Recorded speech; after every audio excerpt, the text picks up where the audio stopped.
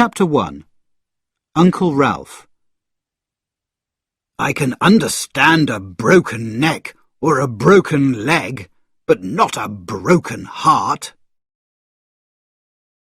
Mr. Ralph Nickleby closed the thick book that contained the names of all the people who owed him money.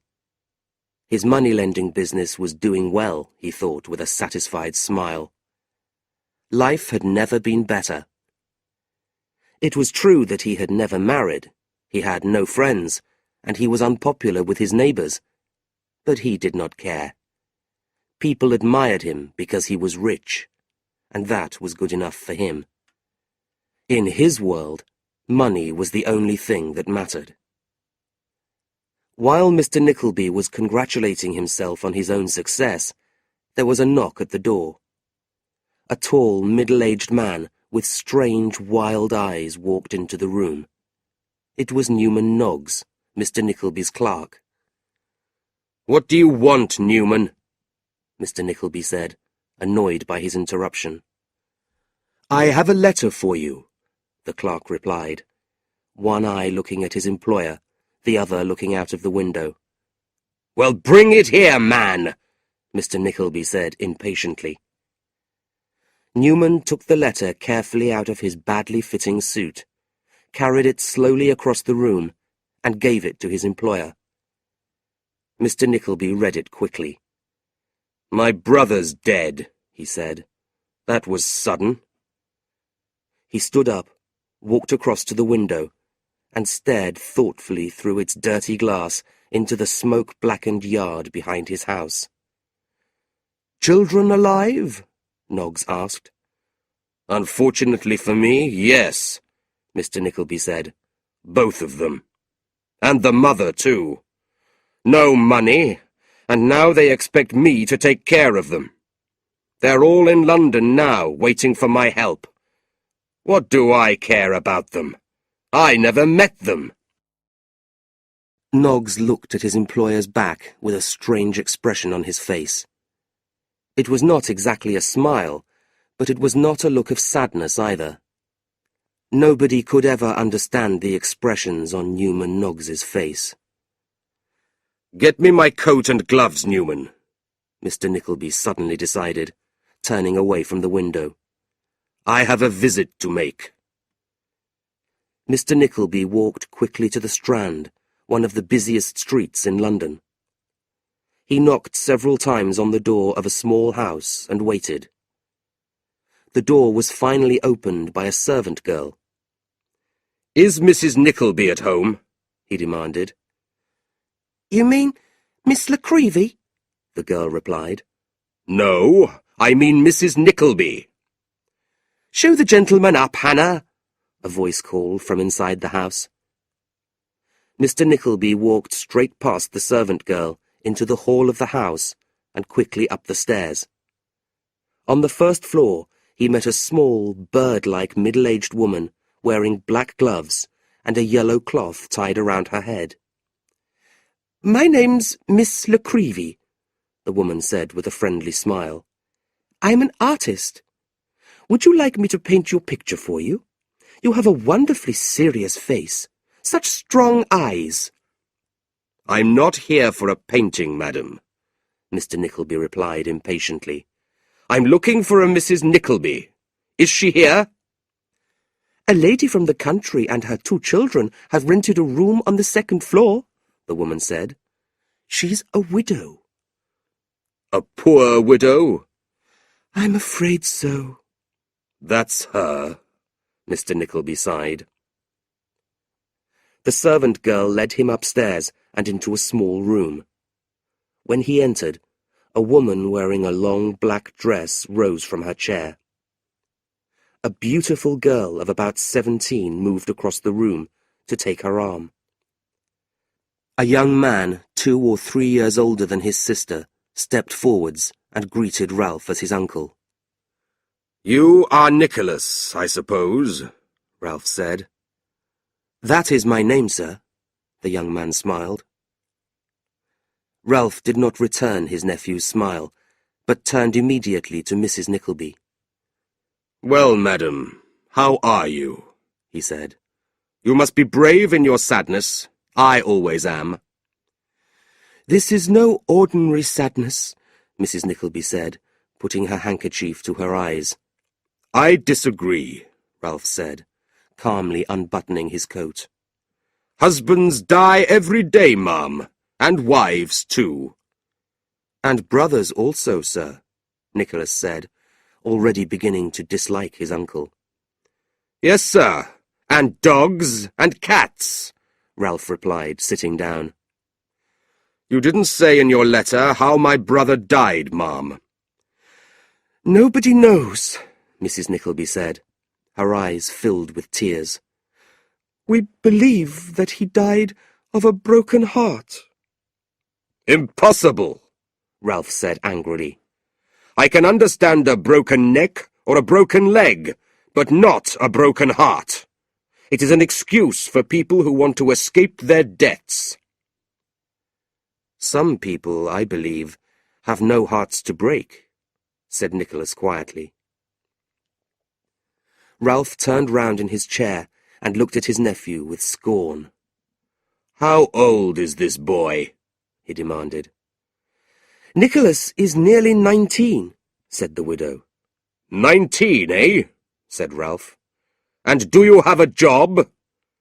Not yet, Nicholas answered proudly. But I'll find one. You'd better, Ralph said, staring at him with cold grey eyes. You haven't got a penny in the world, have you? That's true, Nicholas said. But don't worry. I won't need your help. Nicholas's mother begged the emotional young man to control himself and asked Ralph to forgive her son for his rudeness. Ralph gave Nicholas another scornful smile, then turned to Mrs. Nickleby again. You say in your letter, ma'am, that my brother left you nothing when he died, he said. That's true, the widow said. I've had to sell our home to pay my husband's debts, and I've spent the last of my money on the journey to London. I hoped that you would be able to help your brother's children. That was his dying wish. What can your daughter do, ma'am? Ralph asked. She has learnt a little French and music. And have you ever done anything? Ralph said to Nicholas. No, Nicholas replied. I thought not, Ralph said, looking again at Mrs. Nickleby. Your husband was a dreamer, ma'am. That's why he left you with no money and left me with the problem of helping you. He was a foolish, selfish man. Yes, that's true, I suppose, Mrs. Nickleby agreed. He never listened to my advice about money. I often think that I made a bad mistake when I married him. Ralph listened to Mrs. Nickleby's complaints about her husband with a half-smile. When she had finished, he looked at his nephew and said, Are you willing to work, sir? Of course I am. Then I have something here that may interest you.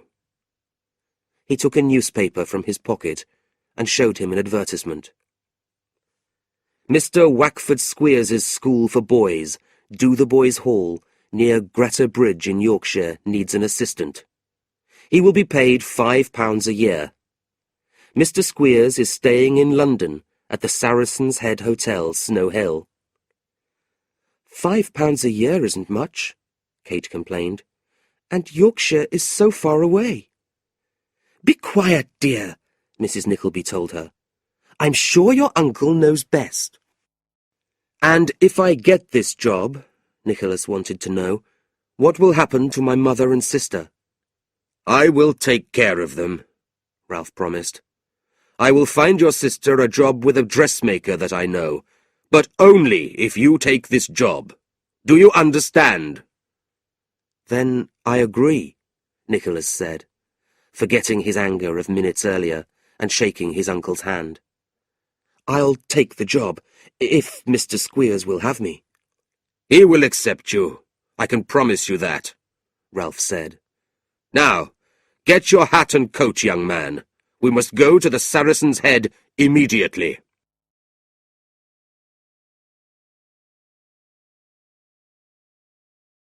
Chapter 2. Dotheboys Hall. Nicholas's heart was filled with pity for these poor children, who suffered such cruel treatment. Wackford Squeers was a strange-looking man with flat, oily hair. His black jacket was much too big for him, and his trousers were much too short.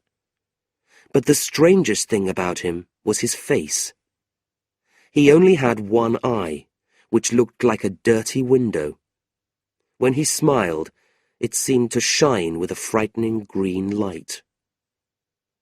At first, Mr. Squeers was unwilling to accept Nicholas as his assistant because he was too young and had not been to college. But after a few quiet words with the boy's uncle, he offered Nicholas the job. "The coach leaves at 8 o'clock tomorrow morning," he said. "You mustn't be late." Nicholas woke up at 6 o'clock the next morning and hurried to the Saracen's Head. While he was helping Mr. Squeers to lift a few small, frightened-looking boys onto the coach, he was surprised to see his mother and sister.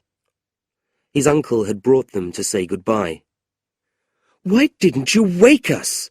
Mrs. Nickleby said, throwing her arms around her son. "You left without breakfast." "There's no time for this, Nickleby," Squeers interrupted rudely, buttoning his coat against the cold. "Get onto the coach immediately. One of my boys has already nearly fallen off. If a boy died now, I'd lose £20. "Dear Nicholas," whispered Kate, leading her brother away. "What kind of place are you going to?" "I don't know, Kate," Nicholas replied, pressing his sister's hand. "I suppose the people in Yorkshire are rougher than people in London." "He's a nasty little man. He's so rude." "But he's my employer," Nicholas reminded her. Nicholas kissed his tearful sister and mother and shook his uncle's hand. Then he jumped up into his seat on the coach. However, as he was waving goodbye, an odd thing happened. Somebody started pulling softly at his leg. He looked down and saw a tall, thin man with strange, wild eyes. "What's this?" Nicholas asked, when the man pushed a dirty letter into his hand. "You don't know me," the man whispered nervously, "but I work for your uncle. Take it and read it." Before Nicholas could say another word, the man had gone. The journey to Yorkshire was long and uncomfortable. It snowed heavily on the way, and everybody felt cold and hungry. At 6 o'clock the next evening, they finally arrived at Greta Bridge. Mr. Squeers and Nicholas took the boys off the coach and put them into a small cart. "Is it much further to Do the Boys Hall, sir?" Nicholas asked Squeers when the cart had left Greta Bridge. "About 3 miles, Squeers replied. "But we don't call it a hall up here, only in London, because it sounds better." Squeers laughed to himself, and Nicholas stared into the darkness until they reached Do the Boys Hall. Then he understood. The hall was just a long, low, cold-looking house with a few old farm buildings behind it. While Nicholas sat in the cart with the boys, Squeers jumped down and shouted for someone to open the gate. Several minutes later, a tall boy in old, thin clothes ran out of the house. "Why did you take so long, Smike?" Squeers shouted. "Sorry, sir, but I fell asleep by the fire." "Fire? What fire?" the schoolmaster demanded angrily. "Mrs. Squeers said that I could sit by the fire in the kitchen to keep warm." "Mrs. Squeers is a fool," Squeers replied. "You'd stay awake better in the cold." The boy called Smike opened the gate, looking nervously at Squeers. A few minutes later, Nicholas was standing outside the door with the boys and the luggage. He stared up at the cold-looking house with its dark windows and sighed. He was a long way from his home and family, and he had never felt so lonely. Life at Dotheboys Hall was very hard. There was no heating in the school, and the boys had to wash with buckets of icy water in the mornings. They wore the same clothes every day, and they were always hungry. Mrs. Squeers fed them a thick, horrible soup every day, which Mr. Squeers called their medicine. It was the cheapest food that they could find. The classroom was cold and dirty, with broken windows. There were a couple of old, long desks for the children, and 2 desks at the front of the room, one for Squeers, and a smaller one for his assistant. During the lessons, the boys sat quietly, shaking with the cold. Letters from home were opened in front of the whole class, and Squeers took all their money. He did the same with packages of clothes. If the boys complained, Squeers hit them with a big stick. Nicholas watched this happen with tears of anger in his eyes, but he felt powerless to do anything. Squeers gave to his son, young Wackford, all the clothes that he stole from the boys. He, of course, was the only boy in the school who was never cold and hungry. He was also as nasty as his father. His favourite activity was kicking the other boys and making them cry. If they tried to defend themselves, young Wackford reported them to his father, and they were cruelly punished. Nicholas's heart was filled with pity for these poor children, who suffered such cruel treatment. All the beauty of innocence had disappeared from their pale, thin faces. He never heard them laughing, and there was no hope in their dull, empty eyes. He was especially sorry for the boy called Smike. He was older than the other boys, about 18 or 19 years old. He was tall for his age, but wore children's clothes that were much too short for him. He did not have lessons, but was made to do all the hard, dirty jobs around the school. If he did something wrong, Mr. Squeers beat him and shouted at him. Smike had been left at the school many years earlier by parents who did not want him. However, Squeers still received money for him from somewhere. He kept him at the school because he was useful. One evening, Nicholas sat on his hard wooden bed in the crowded, unheated room that he shared with several other boys. He was thinking sadly of home, when suddenly he remembered the letter which the man with wild eyes had given him. He took it out of his pocket and read, "My dear young man, I know the world. Your father did not, and you do not either. If you knew the world, you would not go on this journey. If you ever want help in London, don't be angry. Go to the Crown Hotel in Golden Square. They will give you my address. You can come at night. Many years ago, people were not ashamed to know me. Now things are different, but that is not important. There is no future. Newman Noggs."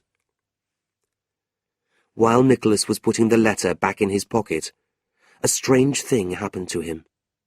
His eyes filled with tears. The next day, Nicholas saw Smike on his knees, trying to light a fire. Smike looked up at Nicholas with a frightened expression.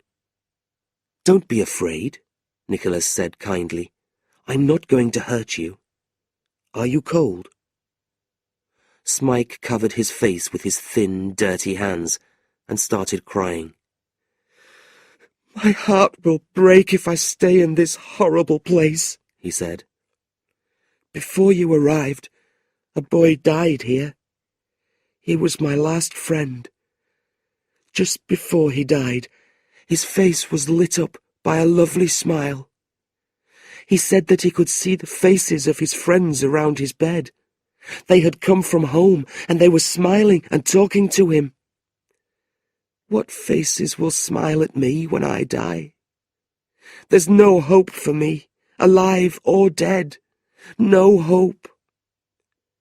"There's always hope," Nicholas said gently, resting his hand on the boy's bony shoulder. Eventually, Smike stopped crying and moved away, like a frightened animal, into the shadows. Nicholas sighed sadly and went to bed.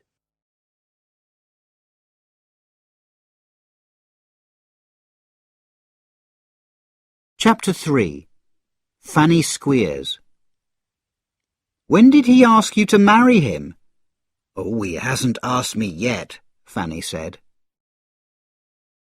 Wackford Squeers had a 22-year-old daughter, Fanny, who was short and ugly like her father. One evening she was having dinner with her parents while they were discussing Nicholas. Fanny had never met Nicholas because she was staying with her friend Tilda when he arrived. She therefore listened to her parents' conversation with interest. When she heard her father say that he was the son of a gentleman, she became very interested. Later that night, she asked her servant about the new teacher. She heard that he had beautiful dark eyes, long straight legs, and a sweet smile. She decided that she wanted to meet this interesting young man as soon as possible. The next day, she went into the schoolroom, pretending that she needed a pen. When she saw Nicholas, her face went red. "I'm sorry," she said. "I thought my father was here. Oh, how embarrassing." "Mr. Squeers is out," Nicholas explained politely. "Could you lend me a pen?" the young lady asked, looking shyly at her feet. "He does have a beautiful smile," she thought, giving him a secret sideways look. Nicholas gave her a pen, and Fanny left the classroom. Outside the door, she held the pen to her heart. "I've never seen such wonderful legs," she sighed, walking away in a dream. Minutes later, she put on her hat and coat and hurried out of the school. "I have to tell Tilda about him," she thought. Fanny was jealous of Tilda Price, who was 5 years younger than her. A week earlier, a farmer, John Browdy, had asked Tilda to marry him. "Now I can tell her that I'm going to get married too," Fanny thought. Tilda was surprised when she heard Fanny's news. "This is wonderful," she said. "When did he ask you to marry him?" "Oh, he hasn't asked me yet," Fanny said, "but I know that he wants to. He smiles at me in a very special way." "Oh, Fanny," Tilda said, hugging her friend, "I'm so happy for you. When can I meet the lucky young man?" "In 2 days' time, my parents are away on business. Then you and John can both come for tea." "What a lovely idea," Tilda said excitedly. "I can't wait." 2 days later, Tilda arrived early at Dotheboys Hall. "John will be here later," she explained. "He's gone home to wash and change his clothes." The two girls helped each other with their hair and clothes, then went downstairs. While Fanny was talking excitedly about her future husband, there was a knock on the door. "Come in," Fanny called nervously. "Good evening," Nicholas said, a look of surprise on his face. He had expected to find Mr. Squeers. "Father can't be with us today," Fanny said. "But that only makes it better for us, doesn't it?" Nicholas thought that these words were strange, but he paid no attention to them. He greeted Tilda politely and stood calmly by the window. "Don't be embarrassed," Tilda said, smiling at him. "I don't mind what you two do in front of me. You can pretend that I'm not here." "Tilda!" Fanny said, her face going red. The two girls started laughing. Nicholas thought that the girl's behaviour was so silly that he started laughing too. Soon the three of them were sitting happily at the table, eating bread and butter and drinking tea. 10 minutes later, John Browdie arrived. He was a big, strong man, but he was not very good at conversation. He seemed happy just to eat bread and butter. When the plates were empty, John stared at Nicholas and said, "You're a lucky man to have bread and butter here." "What do you mean, sir?" Nicholas replied. "The last teacher nearly died of hunger," John laughed. "Mr. Squeers doesn't like spending money." Nicholas went red with anger, and he told Mr. Browdie to apologize for his rudeness in front of Mr. Squeers's daughter. Tilda was angry too. "If you say another word, John," she said, "I'll never speak to you again." Then she turned to Nicholas and whispered, "John and I will go into the kitchen. We'll leave you two alone for a few minutes." "Why do you want to do that?" Nicholas asked, confused. "Mr. Nickleby, I'm shocked. Look at poor Miss Squeers. She was so excited about today, and she's dressed so prettily because of you." "Because of me? Why?" Tilda looked at Nicholas with a strange smile. "Does this handsome man think that I'm more beautiful than Fanny?" she thought. "Perhaps he doesn't want to marry her now." "Let's have a game of cards," she said suddenly. "There are only 4 of us, Tilda," Fanny said, looking at Nicholas out of the corner of her eye. "We'd better play with partners, hadn't we? 2 against 2. "What do you think, Mr. Nickleby?" Tilda asked. "I'll be happy to be your partner, Miss Price," Nicholas replied.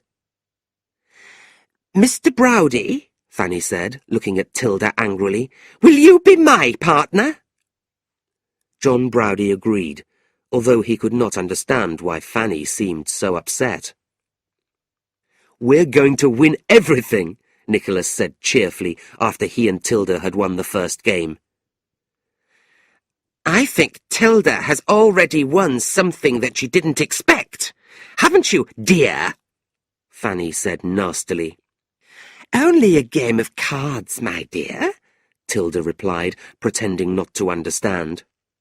She was enjoying Fanny's jealousy. "How boring you are tonight," Fanny said with a bitter smile. "Not at all," Tilda replied. "I'm in an excellent mood. I was thinking that you seemed unusually boring tonight." "Me?" Fanny cried, biting her lip and shaking jealously. "And your hair's beginning to look untidy," Tilda said. The two friends' argument became worse and worse. Finally, Fanny started crying. "Tilda, I hate you," she shouted. "I feel the same way about you," Tilda said. John Browdie hit the table hard with his enormous hand. "I've had enough," he shouted. "I'm going home." "Me too," Tilda said, standing up and putting on her hat. She hurried out of the room, followed by John Browdie. Nicholas looked at Fanny. He was unsure of what to do. Fanny was crying into her handkerchief, shouting things at the closed door. After a few minutes, he quietly left the room. "In a horrible place like this, I need all the friends I can get," he said to himself.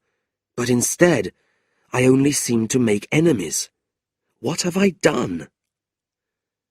With these unhappy thoughts, he climbed into his dirty, cold bed. But as he lay awake, listening to the other boys in their beds crying with cold and hunger, he soon forgot his own problems. "Why do places as terrible as this exist?" he thought angrily. "These poor children are treated worse than animals. Why do their families send them here?" The next day, things became even worse. When it became clear that Nicholas did not love her, Fanny was filled with anger and confusion. She could not understand why a poor teacher like him did not find her attractive. In addition to this, he had embarrassed her in front of her friend. This showed that Nicholas was not grateful to her father for giving him a job. "Well," she thought, "he has an enemy instead of a friend. I'm going to make life very difficult for him." She noticed that Smike seemed to like Nicholas a lot. He followed the young teacher everywhere and was happy just to be near him. Fanny complained about this to her father, who began to treat Smike even more roughly than before. One January morning, Smike disappeared. Squeers and his wife went out to look for him, and eventually found him several miles away by the side of the road. He was covered in mud, frozen, tired, and hungry. They tied his hands and feet together and brought him back to the school. Then Squeers ordered everybody to go to the schoolroom.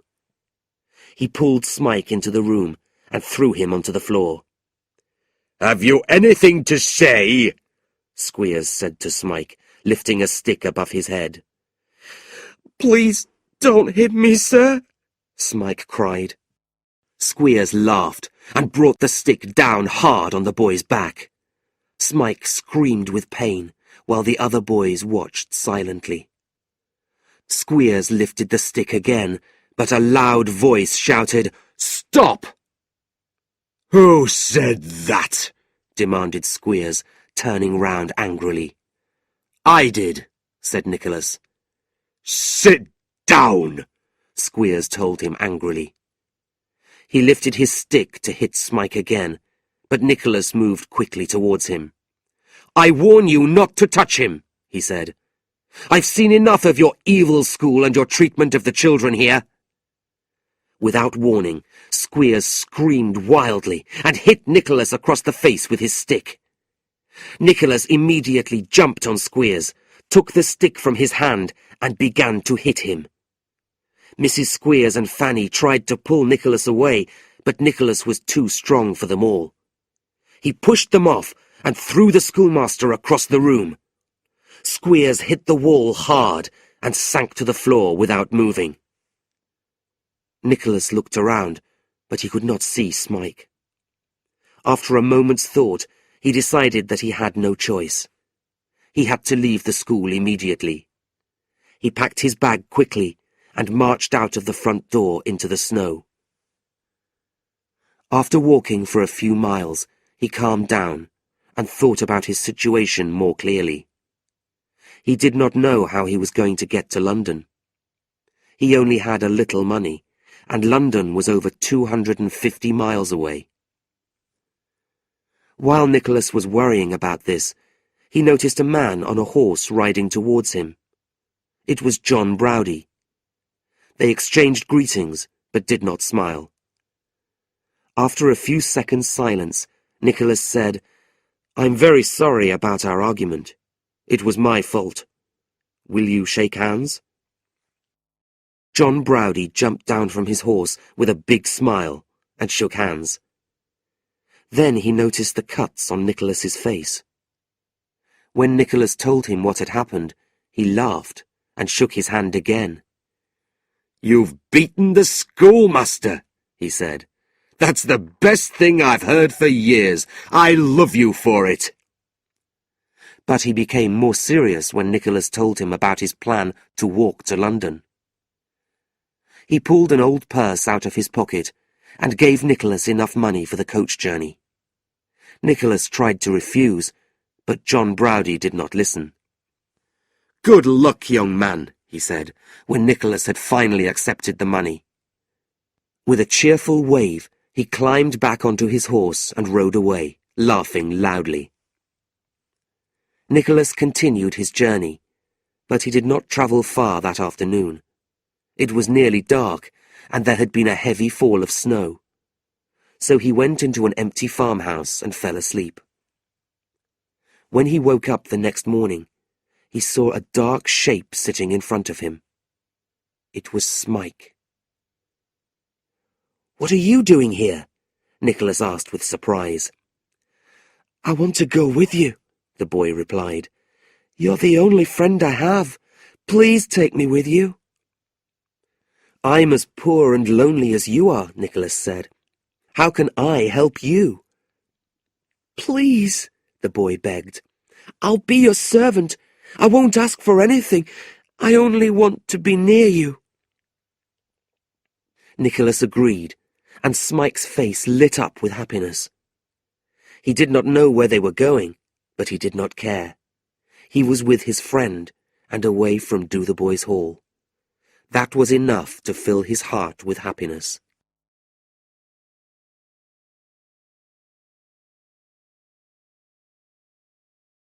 Chapter 4. Return to London. Will you, sir, return that boy to the school where he belongs? I will not. Newman Noggs had lodgings at the top of a house near Golden Square. Arriving home from work one night, he saw two tired, wet travellers waiting patiently outside his door. He invited them straight in and gave them some hot soup and some dry clothes. "I read your letter," Nicholas explained as the three of them sat around the fire. "I got your address from the Crown Hotel, as you suggested.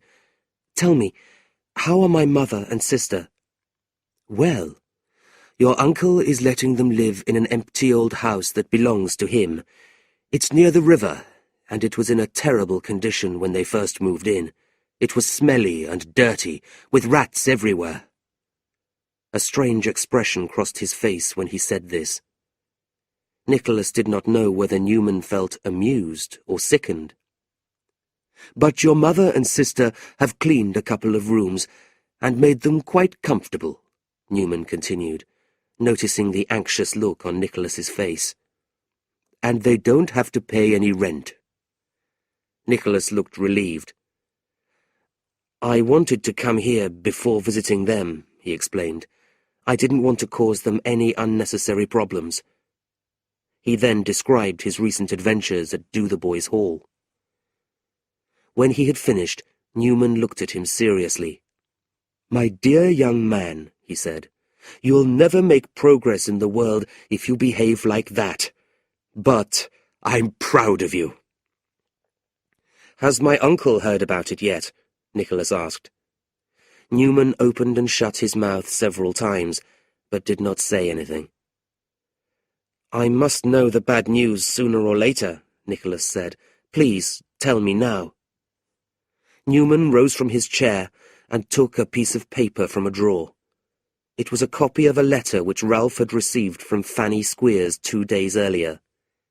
In it, she described how Nicholas had attacked her father, stolen a valuable ring, and run away with Smike. "An evil, ungrateful boy!" "She's lying," Nicholas said angrily. "I must find my uncle and tell him what really happened." "Your uncle's out of town," Newman replied. "He won't be back for 3 days. He won't answer this letter before he returns. Don't worry, nobody else knows about it." "Are you sure? Not even my mother and sister?" "Then I must go and see them." "No, you mustn't," Newman said. "Speak to your uncle when he returns." The next day, Nicholas found small, cheap lodgings for himself and Smike, and immediately started looking for a job. He went to a small but busy job agency near Oxford Street in the centre of London, where he was offered work as a French teacher for the daughters of a local businessman. Nicholas accepted the job happily. As he was walking out, a girl of about 18 years old came in from the street. He stood to one side as she shyly walked past him. She was so beautiful that he stood and watched her for a long time. He had never seen such a lovely, innocent face, although there was something sad about her soft blue eyes. Eventually, he turned away and walked home, unable to stop thinking about her. 2 days later, Nicholas went to visit his uncle, who had just returned to London. His uncle was not at home, so he went instead to see Miss La Creevy.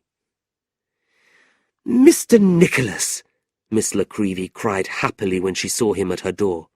"Come in. You must join me for breakfast. You look so thin, and your face is so pale." While they were having breakfast, Miss La Creevy asked him why he had returned to London. Nicholas explained to her what had happened. Then he said, "I came here because I want to see my uncle. I have to persuade him that I'm not a thief.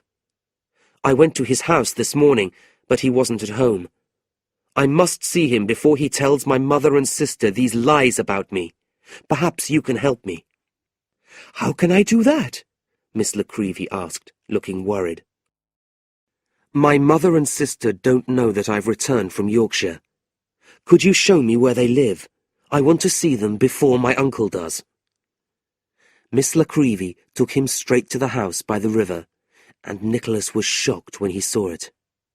Its windows were covered with mud, and its walls were wet and dirty.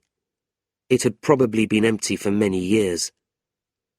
Miss La Creevy led him through the door, across a dark, smelly hall, and up some stairs. She stopped outside a freshly painted door. "This is it," she said. "Your mother and I have worked very hard to make this as comfortable as possible." However, as she was going to knock on the door, she stopped.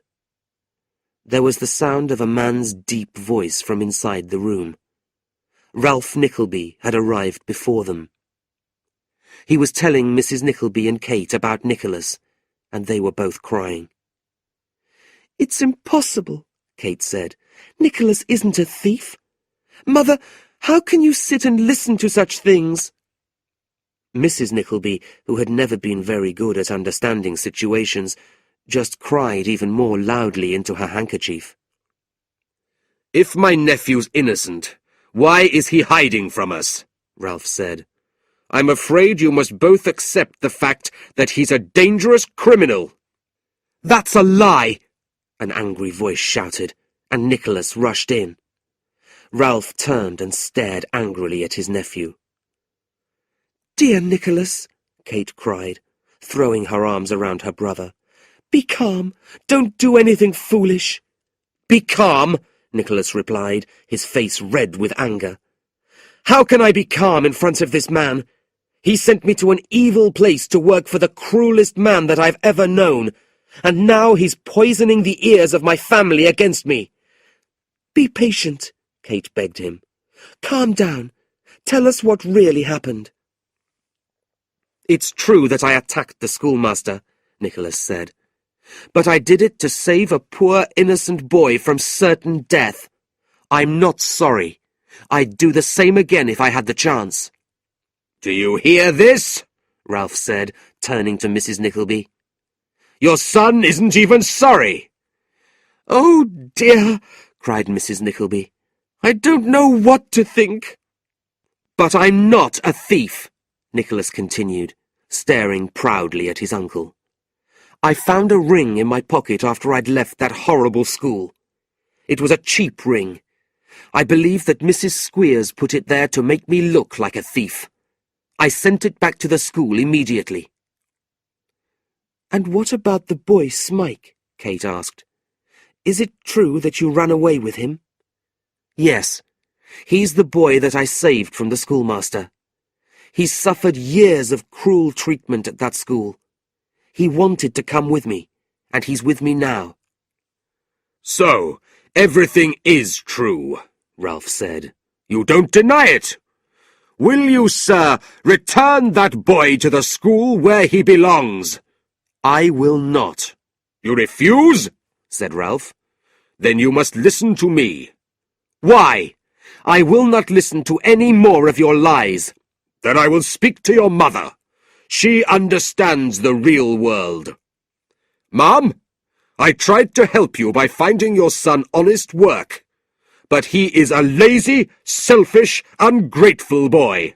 I will not help him, or you, if he stays with you. If that boy stays, I will leave you now. You will never see me again." "You've been kind to us, sir," Mrs. Nickleby replied from behind her handkerchief. "But I can't send my own son away, even if he is guilty of these terrible crimes." "Why do you say if, Mother?" Kate asked. "You know he's innocent." "I don't know what to think," Mrs. Nickleby replied. "Nicholas is sometimes very bad-tempered, and your uncle has been so good to us. But let's not talk about it any more. I can't send my own son away, even if it means that we don't have a penny in the world." Ralph turned towards the door, but Nicholas stopped him. "You needn't leave this place, sir," he said. "I'll go, and you won't see me for a very long time." "Nicholas," Kate said, throwing her arms again around her brother. "You can't go. You'll break my heart if you do." "I have to," Nicholas replied gently. "If I stay, I'll only bring you unhappiness. We won't forget each other, I promise, and I'm sure that better days will come." He kissed his sister gently, then turned again to his uncle. "I leave my family to you, sir," he whispered, "but I promise, if anything bad happens to them, you'll be punished." Nicholas left the room without another word, and, a few days later, he and Smike left London.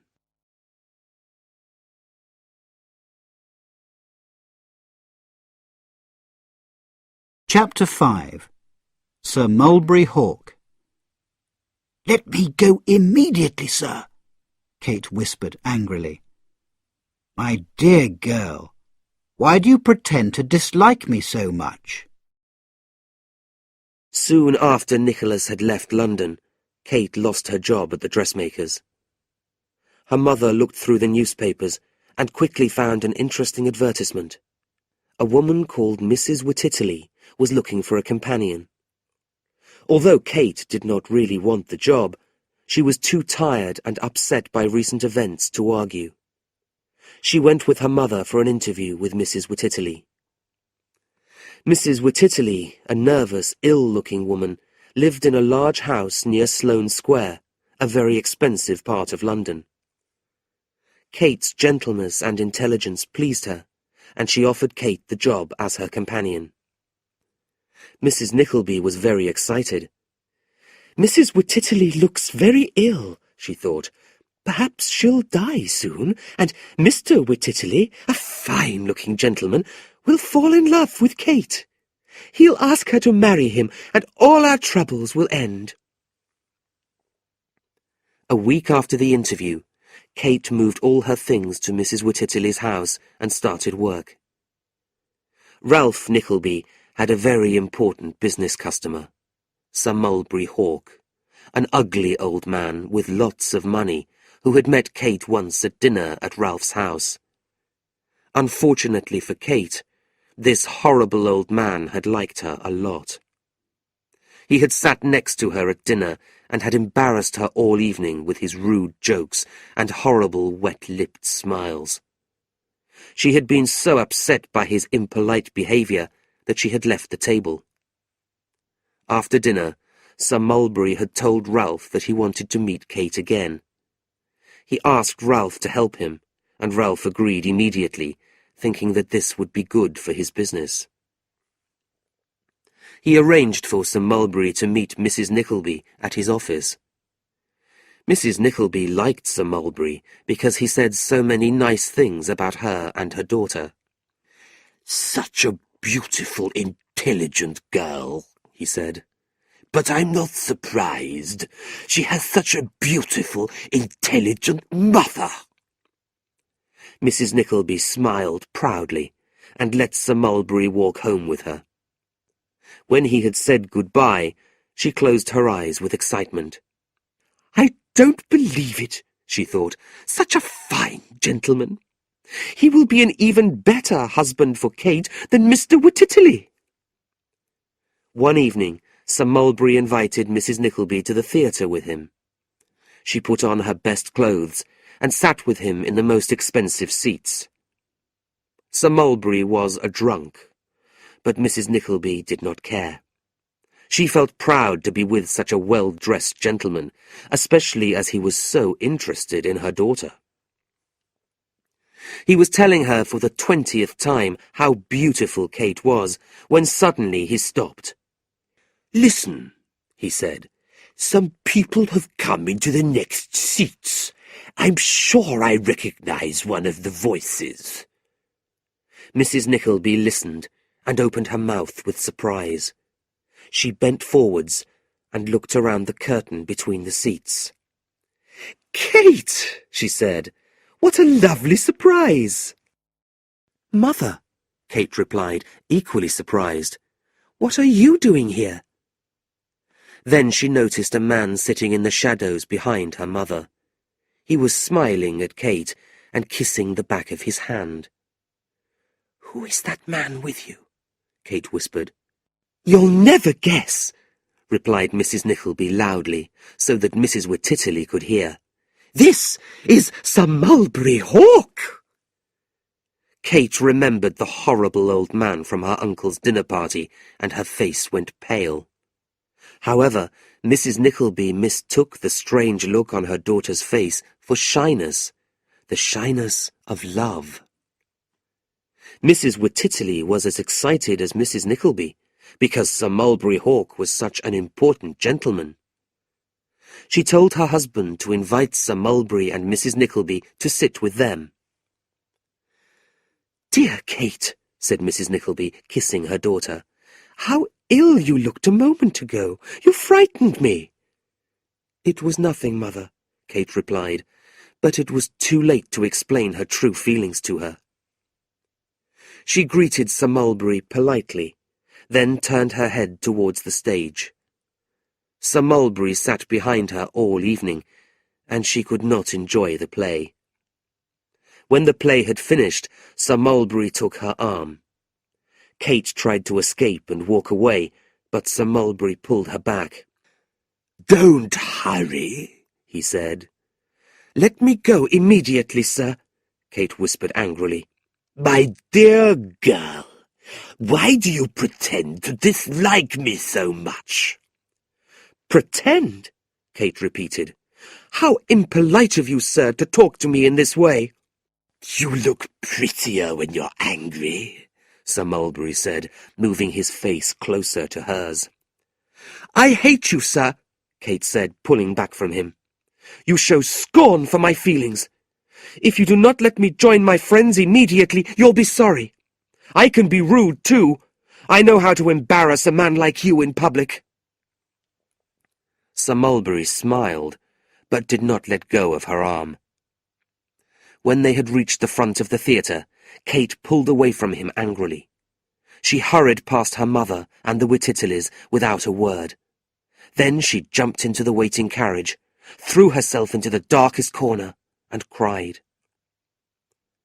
The next day, Kate received a long letter from her mother, congratulating her on her choice of future husband. Kate felt more upset than ever, but she had to try to forget her unhappiness. Her job was to be cheerful with Mrs. Wititterly.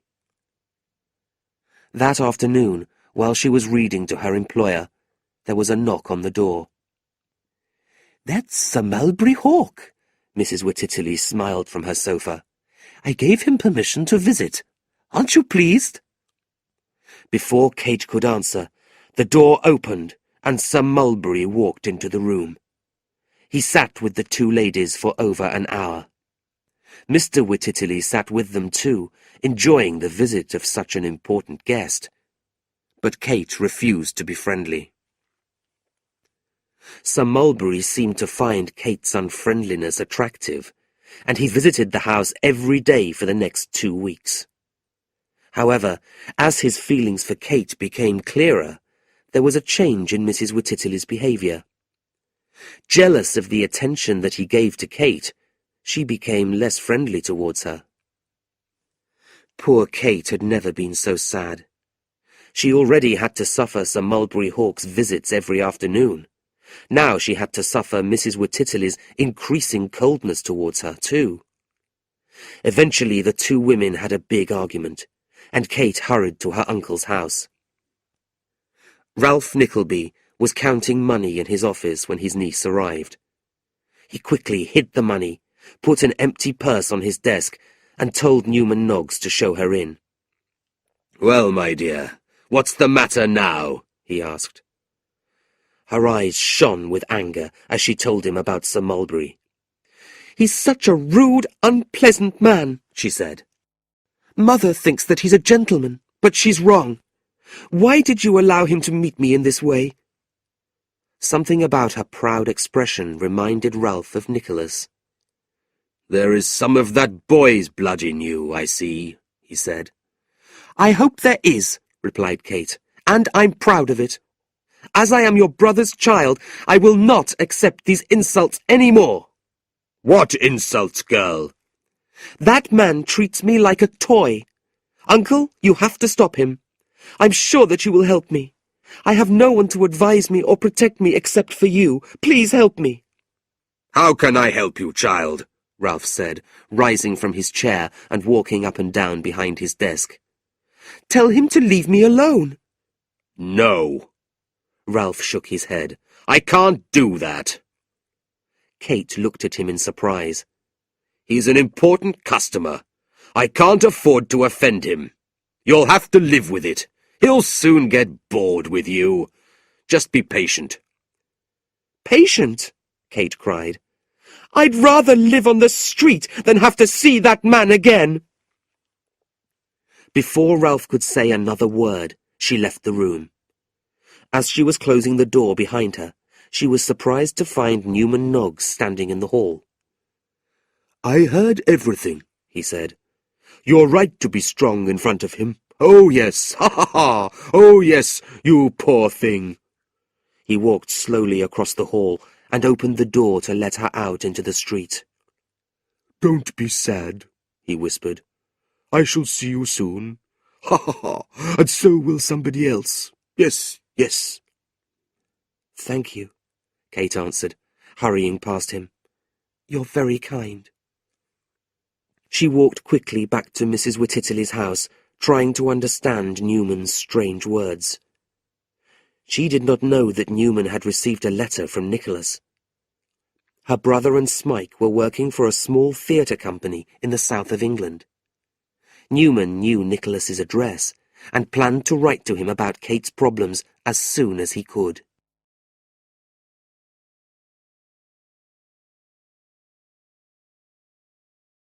Chapter 6.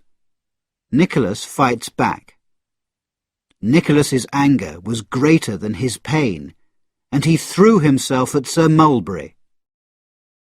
When Nicholas received Newman's letter, he and Smike returned to London immediately. They went straight to Newman's lodgings, but the clerk was not at home. Nicholas left Smike to wait for him, and went to see Miss La Creevy, who was not at home either. After thinking for a moment, he decided to see his mother. A servant girl told him that Mrs. Nickleby was at the theatre for the evening. She also told him that his sister now lived at a different address. Nicholas walked anxiously along the streets, wondering what to do. Feeling hungry, he stopped outside a handsome hotel. An expensive place, he thought, but a glass of wine and a piece of cake will not cost too much. He went into the hotel and entered the coffee room. It was empty except for a noisy group of 4 gentlemen at one table. Nicholas sat down at a table near the fire, ordered some wine and cake, and began to read a newspaper. Suddenly, he heard one of the men at the other table say his sister's name, and looked up from his paper with surprise. "Little Kate Nickleby," the other 3 men said, lifting their glasses. The 4 men drank their wine, put their empty glasses on the table, and started laughing. Nicholas's face burned with anger, but he did not move. "She's a clever little thing," the first man said. "She pretends that she doesn't like me, but she's only playing a game. She's like her uncle." "Perhaps her mother is jealous," another man said. "She's locked her daughter up. That's why you can't see her." "That's no problem," the first man said. "I can do anything with the old lady. She'll believe anything I tell her." The four men started laughing again. Nicholas rose angrily and walked across to their table. "I'd like to speak to you, sir," he said, staring at the man who had spoken last. "With me, sir?" Sir Mulberry Hawk replied, looking at Nicholas with drunken scorn. "With you, sir, in private," Nicholas replied quietly. "A mysterious stranger!" Sir Mulberry laughed, lifting his wine-glass to his thick, ugly lips and looking round at his friends. "Do you refuse to speak to me?" Nicholas said.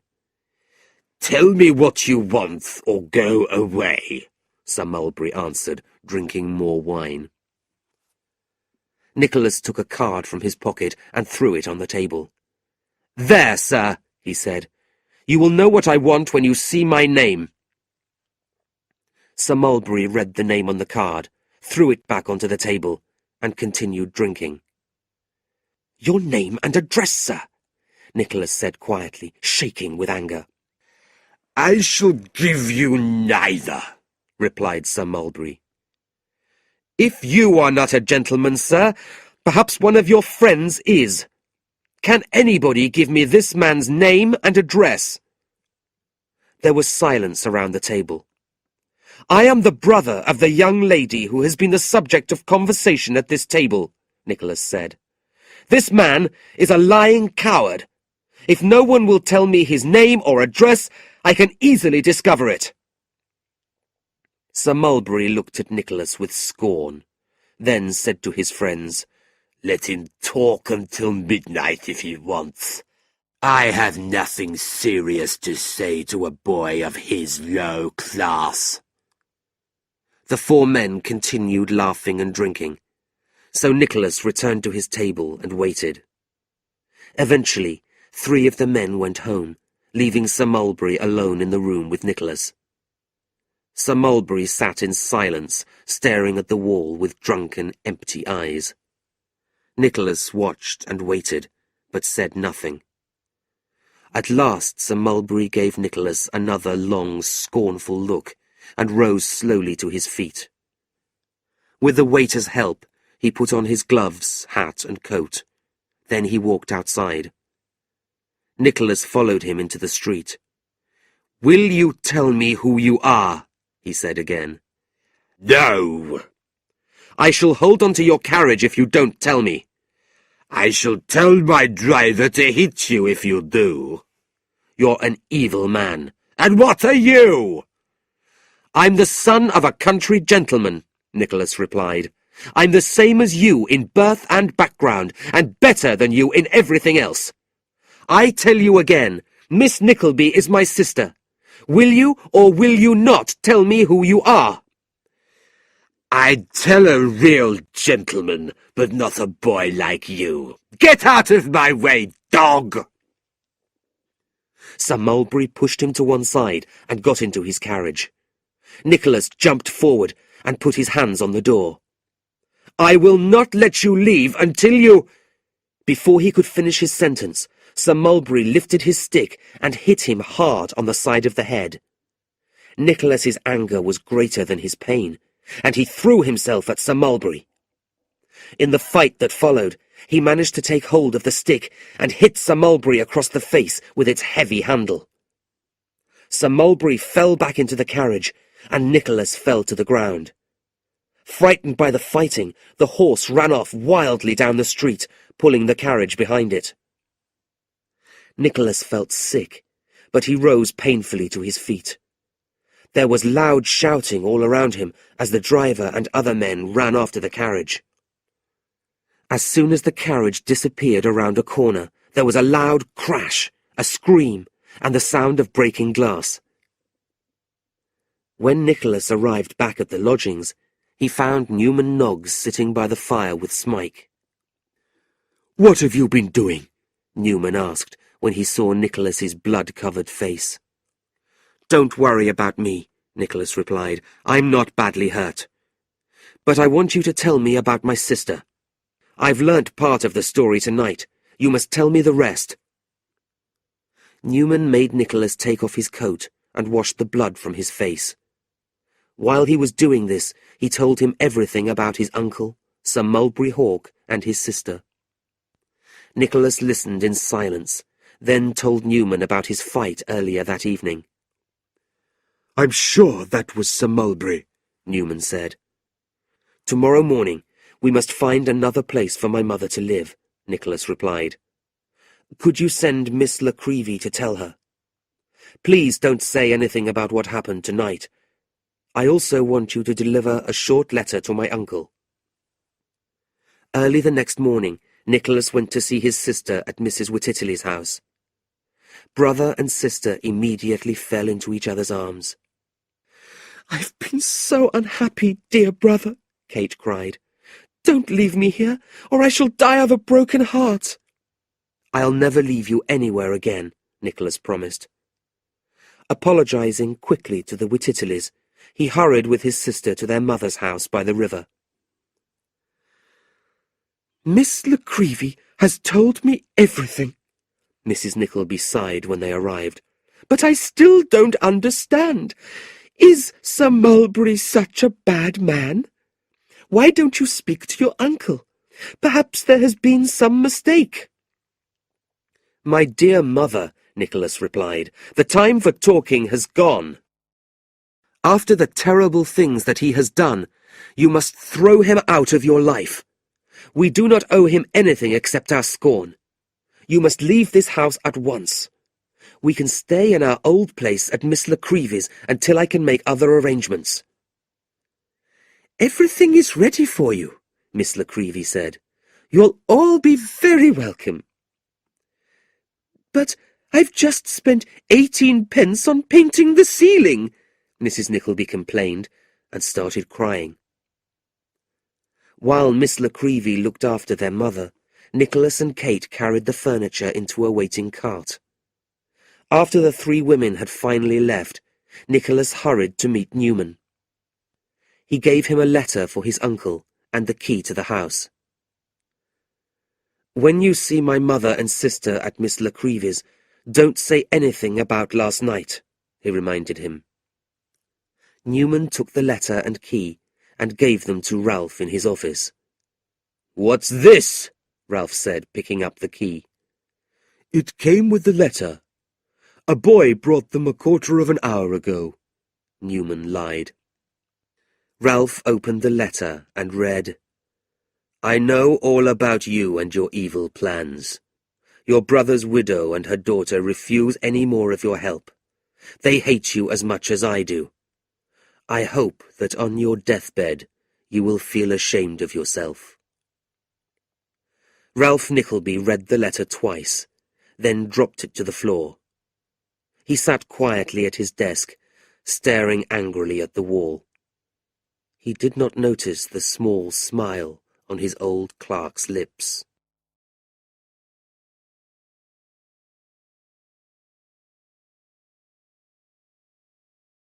Chapter 7. A Change of Luck. "But I am looking for work," Nicholas replied. "What?" the old man said with surprise. 2 days later, Ralph Nickleby learnt about Nicholas's attack on Sir Mulberry Hawk. He sat in his office and wondered what to do about the boy. While he was thinking, he received an unexpected visit from Wackford Squeers. Squeers had come to London to find more pupils for Dotheboys Hall, and he also wanted to talk to Ralph about his nephew. The two men sat together, planning their revenge. Meanwhile, Mrs. Nickleby and Kate were back in their old rooms in Miss La Creevy's house, and Nicholas decided to introduce them to Smike. Smike was shy at first, but Kate and Miss La Creevy were very kind to him. They soon persuaded Mrs. Nickleby, who was unsure of him, to let him stay. The next day, Nicholas returned to the job agency near Oxford Street. Before he went in, he looked at the advertisements in the window. While he was looking, an old gentleman in a blue coat and white hat walked towards the window and stood in the street next to him. Nicholas looked at him out of the corner of his eye. The old gentleman suddenly looked at Nicholas, and Nicholas looked away. "I'm sorry," he said, his face red with embarrassment. "I didn't mean to be rude." "I'm not offended," the man said with a smile. There was something so friendly about the man's smile, his round face, and the warm look in his eyes, that Nicholas spoke again. "There are a lot of jobs here, sir," he said, half smiling. "There are," the man agreed. "I feel so sorry for the people who have to come here." He began to move away, but then noticed Nicholas's expression. "You wanted to say something, young man?" he said. "I was wondering why you were looking at these advertisements," Nicholas replied. "Did you think I was looking for work?" Nicholas shook his head. "Ha ha!" laughed the old gentleman. "A very natural thought, I suppose. I thought the same about you." "But I am looking for work," Nicholas replied. "What?" the old man said with surprise. "A well-behaved, polite young gentleman like you? I don't believe it." Nicholas told him about the death of his father and the unhappy situation of his poor mother and sister. Before he realized it, he had told the kind old man almost everything about his life. He did not, however, say much about his uncle. The old man listened with great attention. When Nicholas had finished his story, he said, "Come along with me. We mustn't lose a minute." The old gentleman took Nicholas across London to a quiet square in East London near the Bank of England, and led him into the oldest, cleanest-looking house in the square. The name Cheeryble Brothers was above the door. Nicholas followed the old gentleman across a large, busy hall that was filled with boxes of cotton and other material. They went across a yard and into another building. Inside this building, which was the counting house, an old, large-faced man with silver glasses was sitting at a desk. "Is my brother in his room, Tim?" asked the old gentleman. "Yes, he is, Mr. Cheeryble," replied the old clerk, looking at Nicholas over the top of his glasses. Mr. Cheeryble led Nicholas into another office. Nicholas couldn't believe his eyes when he saw Mr. Cheeryble's brother. The two gentlemen looked exactly the same. "Brother Ned, I'd like you to meet a young friend of mine who needs our help." "What does he need, Brother Charles?" the other man asked, looking at Nicholas with a kind smile. Charles told his brother the details of Nicholas's situation, and, after a long conversation, Ned went next door to speak to the old clerk, Tim Linkinwater. When he returned, he brought Tim Linkinwater with him. "We've decided," Ned told Nicholas, "that you can work in the counting house with Mr. Linkinwater. Would you like that?" Nicholas's eyes filled with tears of happiness. He did not know what to say. "No, not a word now," Charles said as Nicholas tried to thank him. "You must return home. Your mother and sister will be worried about you. After we have checked a few details about you, Tim Linkinwater will visit you tonight." Nicholas returned home and told everybody his good news. That evening, Tim Linkinwater arrived and invited Nicholas to start work the next morning. "The brothers will pay you £120 a year," Tim informed him. "In addition to this, you and your family are welcome to move into a small cottage that belongs to them. It's not far from the office, the rent is very low, and they will also lend you the money to buy furniture." 1 week later, Mrs. Nickleby, Kate, Smike, and Nicholas moved into their new home. Meanwhile, several miles away, Ralph Nickleby was still busy planning his revenge. Chapter 8. Kidnap. As Smike was crossing the corner of a side street, he felt a hand on his collar. While Mrs. Nickleby, Kate, and Miss La Creevy were busy decorating the cottage, and Nicholas was busy in his new job, Smike spent all his time working in the garden. As the garden filled with flowers, his heart filled with happiness.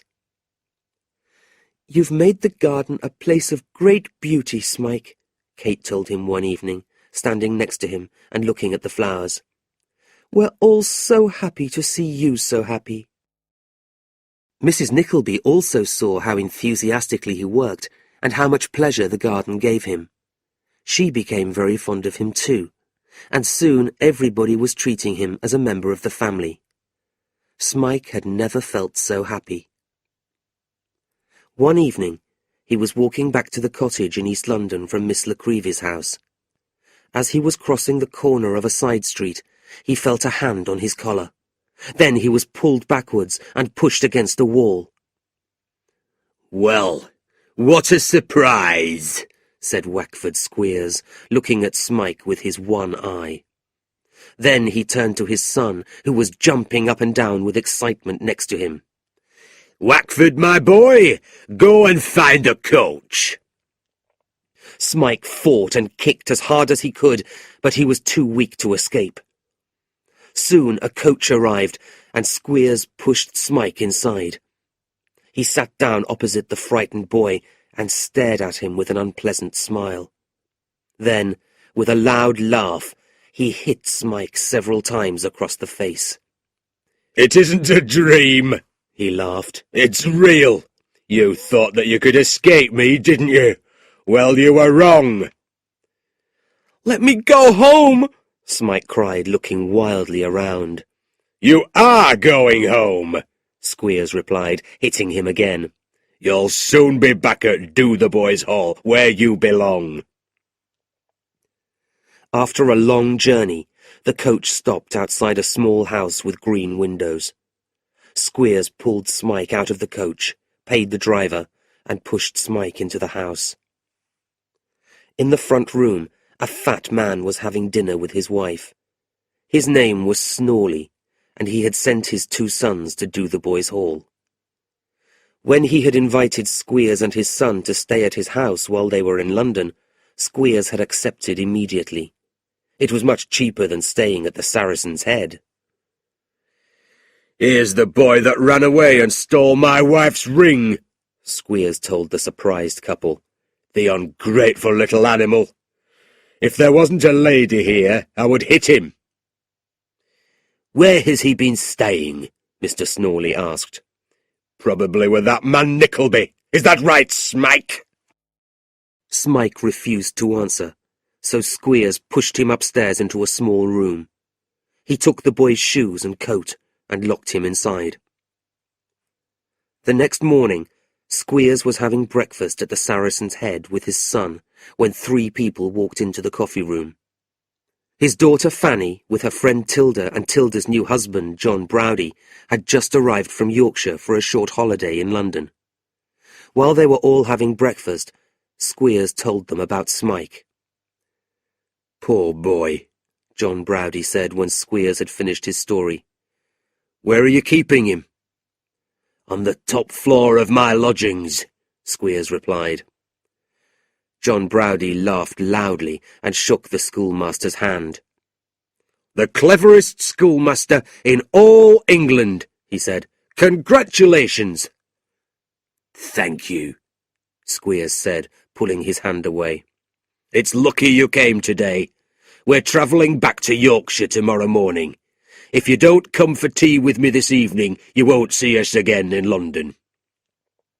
"We'll be at your lodgings at 6 o'clock tonight," John Browdy promised. Squeers gave the farmer Mr. Snorley's address, then left with his son. That evening, John Browdy, Tilda, and Fanny arrived at Snorley's house at 6 o'clock exactly. John seemed strangely quiet while they were having tea in the front room.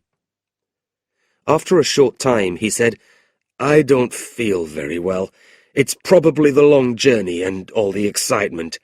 I think I need to lie down for half an hour." Tilda helped him upstairs into Squeers's bedroom. John closed his eyes, and Tilda returned downstairs. "He's sleeping like a baby," she told the others. In fact, John Browdie was not sleeping at all. When his wife had gone downstairs, he got off the bed, took off his shoes, and softly left the room. The key to the room next to his was still in the door. Quietly turning it, he opened the door and hurried inside, where Smike was lying quietly on the bed under a thin blanket. "Don't be afraid," John whispered, putting his big hand gently over Smike's mouth. "I'm here to help you escape." Not knowing who this big stranger was, and shaking with fear, Smike went with the farmer into the next bedroom, where he found his coat and shoes on a chair. He put them on, and followed the big man quietly down the stairs. He felt even more frightened when he heard Squeers and the others talking in the front room. "Don't worry," John whispered when they reached the bottom of the stairs. "I'll make sure that no one follows you." He opened the front door quietly. "Quickly! Go now!" Smike gave Browdie a confused but grateful look and ran off into the darkness. A few hours later, he arrived at Newman Noggs's lodgings, and after a hot drink, told him his story. "You're tired," Noggs said when Smike had finished talking. "You must stay here for the night. I'll tell the others that you're back. They've been worried about you all day." But Smike refused to be left alone, and walked with Noggs through the dark, empty streets of London. They arrived at the Nicklebys' cottage just as it was getting light. Everybody was relieved to see him.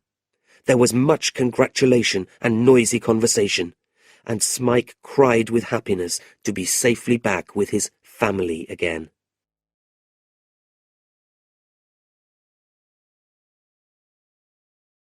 Chapter 9. Love and War. But I have a secret that will interest you. Tell the world about it. I don't care. Later that morning, in the counting-house, Nicholas found it difficult to work. He was thinking about how to punish Wackford Squeers for kidnapping Smike. He was sure that his uncle had planned it. He was still thinking about this when he opened the door into Charles Cheeryble's office. There, he saw a young lady on her knees at Mr. Cheeryble's feet. It was the same girl that he had seen on his first visit to the job agency. Nicholas was so filled with surprise and affected by the girl's beauty that he could not move or speak. All thoughts of revenge against his uncle and Squeers disappeared from his mind. There were tears in the girl's eyes as she repeatedly thanked Mr. Cheeryble for his kindness. Mr. Cheeryble looked embarrassed and was asking her to rise. Nicholas quietly left the room before the girl could see him. Later that morning, he asked Tim Linkinwater about the young lady in Mr. Cheeryble's office. But the old clerk pretended not to hear. Nicholas waited for the mysterious young lady's next visit, but days passed and there was no sign of her. Then, one day, he was sent out on some unusual business. He was sure that the young lady was visiting the office while he was away. This happened several times. Why, Nicholas thought, was everybody so unwilling to talk about her? As the days passed, Nicholas could think of nothing except the beautiful young lady. Soon he realized that he had fallen in love. He had to find out more information about her. Eventually he could not keep the secret to himself. He told Newman Noggs about her, and Newman promised to help. "The next time you're sent away on business," he said, "I'll wait outside the building. When she leaves, I'll follow her home. Then I can tell you where she lives." 2 days later, Nicholas was sent out on another piece of strange business. That evening, he returned excitedly and asked Newman for news. Unfortunately, Newman could not help him. He had followed the wrong girl. One evening, Ralph Nickleby was walking near St. James's Park on his way home. Although he had collected a lot of money for his business that day, he was in a bad mood. His heart was still poisoned with anger for his nephew, and he was still thinking of revenge. Sir Mulberry Hawk could not help him. He had been so badly hurt and publicly embarrassed after his fight with Nicholas that he had left London as soon as possible. Squeers had returned to Yorkshire, but that was no problem. He was thinking of a plan, and Squeers was going to help him succeed. While he was walking, it began to rain, so Ralph stood under a tree, still lost in thought. Suddenly, he noticed a man standing next to him. He was the same age as he was, but wore dirty old clothes, and had a thin, hungry face. His skin was sunburnt, and his hair was pure white. "You don't remember me, do you?" the man said. Ralph stared at him. Then he stepped back in shock. Yes, he remembered the man. His name was Brooker. He had known him for a long time, but he had not seen him for 8 years. "I used to be your friend," Brooker reminded him. "I'm hungry. I only need a little bread." "Is this the way that you usually beg for money?" Ralph coldly replied. "Yesterday was my first day back in London," the old man continued. "I've been looking for you. I'm nearly 60 years old, and I have nothing in the world." "I'm 60 years old too," Ralph said, "but I don't beg people for bread. I work and earn money for it." "I used to bring you good business, but you never thanked me. When I asked you for more money, you refused. Instead, you told the police about my debts, and I was sent away on a prison ship for 8 years. What help will you give me now?" "None. But I have a secret that will interest you. Tell the world about it, I don't care. I'm not giving you any help. Now go away, or I shall make sure you go to prison again, and this time you'll never get out." With those words, Ralph walked off into the rain. Brooker stared at his back, his eyes filled with hate. At the end of their holiday in London, John Browdie and Tilda were having tea at the Nicklebys' cottage. While everybody was laughing and joking, there was a loud knock on the door, and Ralph Nickleby walked in, followed by Wackford Squeers and Mr. Snawley. "Listen to what I have to say," he told them. John Browdie and Nicholas stood up angrily, but Ralph looked straight past them at Mrs. Nickleby. "I shall talk to you, ma'am," he said. "I know that your mad son will refuse to listen to me. I am here to return a child to his parent." He pointed at Smike, who was shaking with fear behind Nicholas's back. "I have brought that boy's father here with me tonight." "My son!" cried Mr. Snawley, hurrying past Nicholas and taking Smike in his arms. "I've found you at last!" "This is the boy's father," Ralph said, pointing at Snawley, "and here are the documents that prove it." He left the documents on the table for Nicholas and John Browdie to study. "Dear Nicholas," Kate said at last, looking over her brother's shoulder, "is it true?" "I'm afraid it is," Nicholas replied quietly. "Good," said Squeers. "So he's coming with us. There's a coach waiting outside, and the horses are getting cold." "No," cried Smike, pulling away from Snawley. "I'm not leaving." Squeers moved forwards, but John Browdie pushed him away and he fell to the floor. After a lot of loud argument and angry shouting, Nicholas picked Squeers up by the collar and threw him out of the door. "I want my son," Snawley demanded. "Your son wants to stay here," Nicholas replied, "and I will not let him go back to that school." Snawley left the room, but Ralph stayed behind. He stared at Nicholas angrily. "Mr. Snawley is the boy's father," he said, "and he will have him."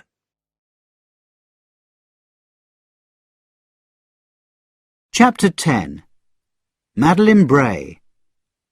Nicholas left the room and went down the stairs, his heart filled with happiness. He had found his love at last. The next day, Nicholas told Charles Cheeryble everything that had happened. Charles listened carefully. "Your story does not surprise me," he said.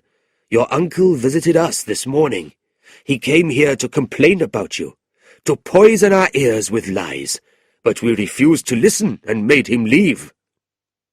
"How can I ever thank you?" Nicholas said, relieved that he had such good friends. "By saying nothing more about the subject," Charles replied. "Don't worry. We shall protect you and your family. But now I have a job for you. It's a special job. You accidentally saw a young lady in my office some time ago, or perhaps you have forgotten." "Oh, no, sir," Nicholas said, a feeling of great excitement rising inside him. "I remember it very well." "Her mother was a very beautiful woman," Charles said.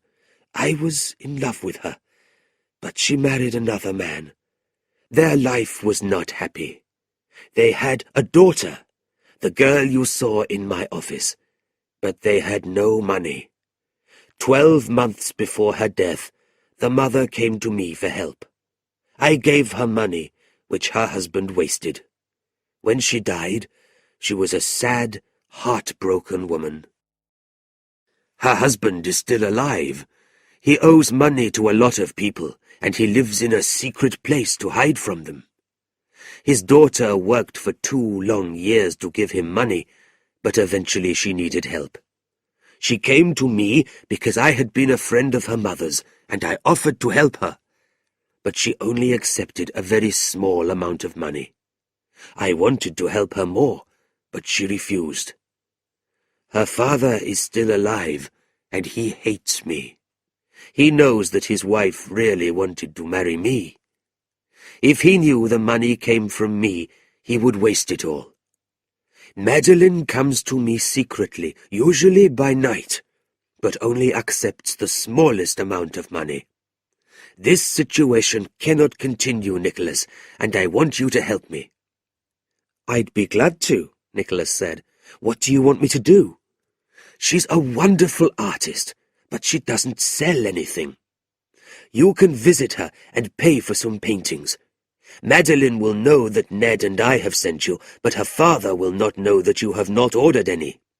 You will pay a good price, and her father will not know that the money comes from Ned and myself." Nicholas, of course, agreed to help at once. The young lady and her father, whose name was Bray, lived in a cheap, dirty house near the prison. Nicholas knocked on the door nervously and was shown upstairs. Although there was not much furniture, the small room was filled with flowers and paintings. And at a little table by the window sat the young lady of Nicholas's dreams. She was quietly painting, and seemed to Nicholas more beautiful than ever. In a chair by the empty fireplace sat her father, a sick man in his 50s who looked much older. "Madeline, who is this?" Mr. Bray said. "Who said that strangers could visit us here?" "I've come to pay for some paintings that your daughter did for me, Mr. Bray," Nicholas said, placing an envelope on the table in front of the girl. "Check the money, Madeline," Mr. Bray said. "I'm sure the money's correct, Father," Madeline said softly. "If that's true, ring the bell. Tell the servant to get me a newspaper, some fresh fruit, and a bottle of wine." "I also want to order something else," Nicholas said. "Perhaps a picture of the trees in the park. Don't worry about the time or cost. When would you like me to call again?" 3 or 4 weeks, Madeline replied, looking at Nicholas shyly. "No, sooner," her father said. "We'll need more money before then." Nicholas left the room and went down the stairs, his heart filled with happiness. He had found his love at last. Meanwhile, several miles away, Ralph was talking to a man in his office. Arthur Gride was also a moneylender. He was an ugly old man of about 75 years old, with a pointed chin, toothless mouth, and unhealthy yellow skin. But this did not stop him from talking about love. "I'm a lucky man," said Arthur Gride. "I'm going to get married." "You? Who would want to marry you?" Ralph smiled scornfully. "A toothless old woman as ugly as yourself?" "No," Arthur said. "She's a beautiful young girl with dark eyes and lovely red lips, and she's only 18 years old." "What's her name?" asked Ralph, staring at Gride coldly. "Do you remember Walter Bray? We both did business with him, and he owes us both money. I've visited him several times over the last 6 months. He owes me £1,700. "And he owes me over £900, Ralph said. "But why are you telling me about him now?" "Well, I'm going to marry his daughter, Madeline. I haven't asked her father yet, but he'll agree. If he lets me marry his daughter, I'll forget his debts. I'll even give him some money and a place to live across the river. I've talked to his doctor, and he won't live long. He's certain to agree to my request, don't you think? His daughter will have to obey him, but I need your help." "How?" "I'm a shy, nervous man. I need you to talk to the father for me. You're good with words. He'll listen to you." "There's something more, isn't there?" Ralph said, narrowing his eyes and studying Arthur's ugly old face. "No, no!" "Don't lie. I know you. You're as greedy as I am. If you don't tell me everything, I won't help you." "Well, there's a little house that belongs to this girl. Nobody knows about it, not even her. If I marry her, the house will be mine." "All right," Ralph said, smiling thoughtfully. "I agree to help you. But you must promise to pay me all of the money that Bray owes me. I also want an extra £500. After much complaining, Gride unwillingly agreed. The two men left immediately to visit Walter Bray, and, after half an hour of listening to Ralph, Bray agreed to his daughter's marriage 1 week later.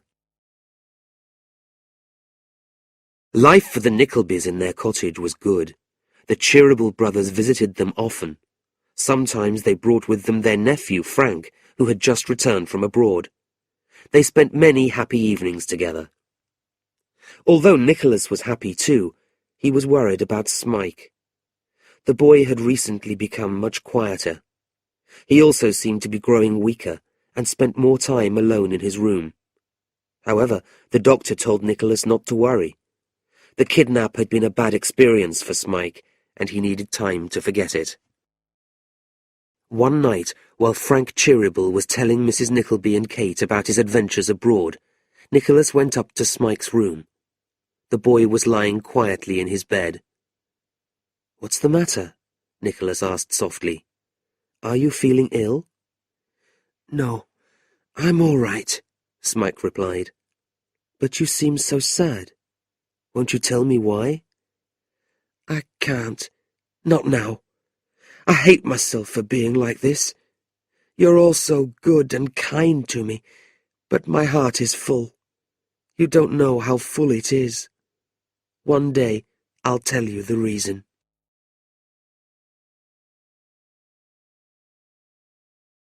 Chapter 11. An Evil Marriage. No gentleman would make his daughter do what you are making your daughter do.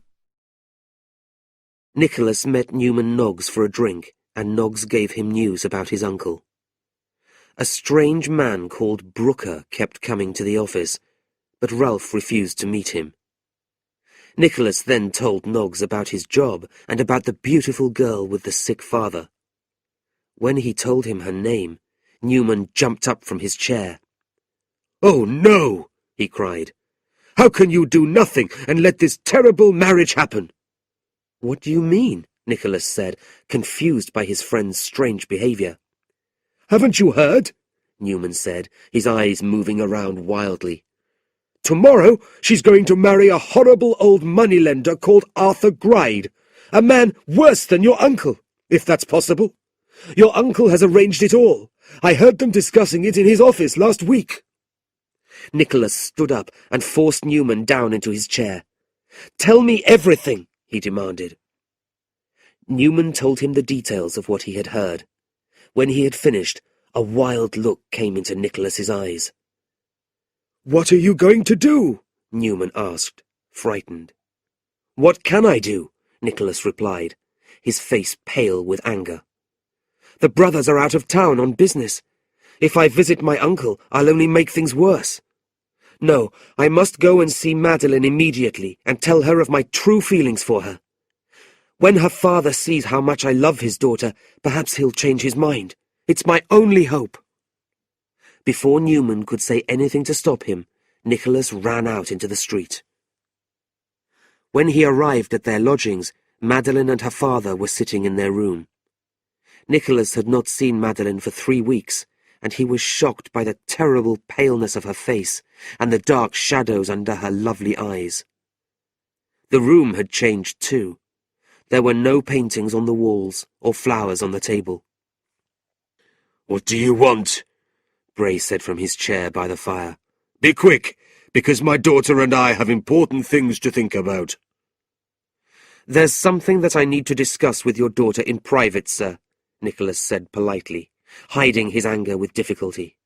"We don't need your business anymore," Bray replied rudely, "so you can leave, unless you have something else to say." "Only this," Nicholas said, unable to control his anger any more. "I thought you were a gentleman, sir, but I was wrong. No gentleman would make his daughter do what you are making your daughter do."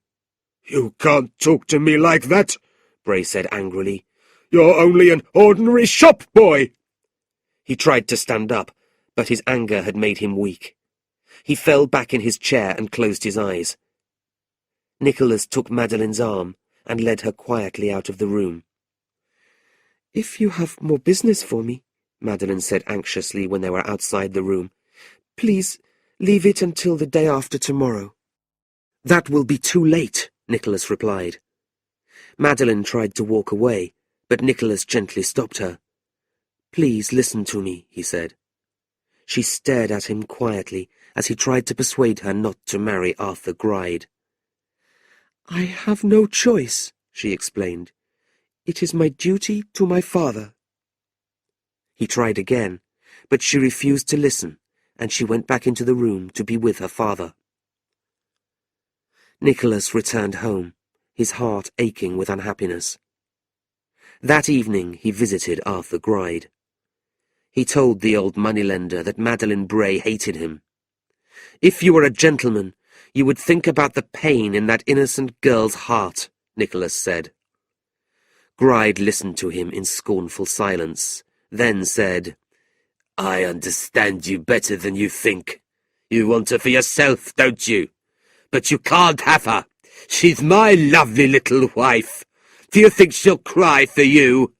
I hope so, because she looks prettier in tears." "You evil old man," Nicholas said, his face red with anger. Without warning, Arthur Gride ran across the room and put his head out of the window. "Help! Help!" he shouted into the street. "Thief! Robber!" Nicholas was so angry that he almost attacked Arthur Gride. Instead, he turned quickly and left the room. The next morning, Arthur Gride got up early and put on his best suit. He spoke to his half-deaf old housekeeper, Peg Sliderskew, about the arrangements for food, and then he went to Ralph Nickleby's house. Ralph laughed when he heard about his nephew's visit the night before. "Good," he thought. "I'm getting revenge on him at last." The two men hired a coach and went to Walter Bray's lodgings. "Where's the lucky girl?" Ralph asked Bray as soon as he and Gride had entered the room. "She was very ill last night," Bray explained. "She's crying in her room, But don't worry, she'll be better in a minute. It's only a girl's usual nervousness just before her wedding. She won't delay us, will she? Ralph asked. No, I've been talking to her all morning. She'll be down in a minute, Bray replied. Arthur Gride sat in a corner of the room and played impatiently with the buttons of his coat. Bray looked at him scornfully. Look at that man, he whispered to Ralph. This marriage is a cruel thing to do to an innocent young girl, don't you think? No, Ralph replied coldly, surprised by Bray's sudden pity for his daughter. It would be more cruel if he were younger. He's an old man. He'll die soon, and Miss Madeline will become a rich young widow. That's true, Bray said thoughtfully. But he still did not look happy. I'll go upstairs to finish dressing, he said.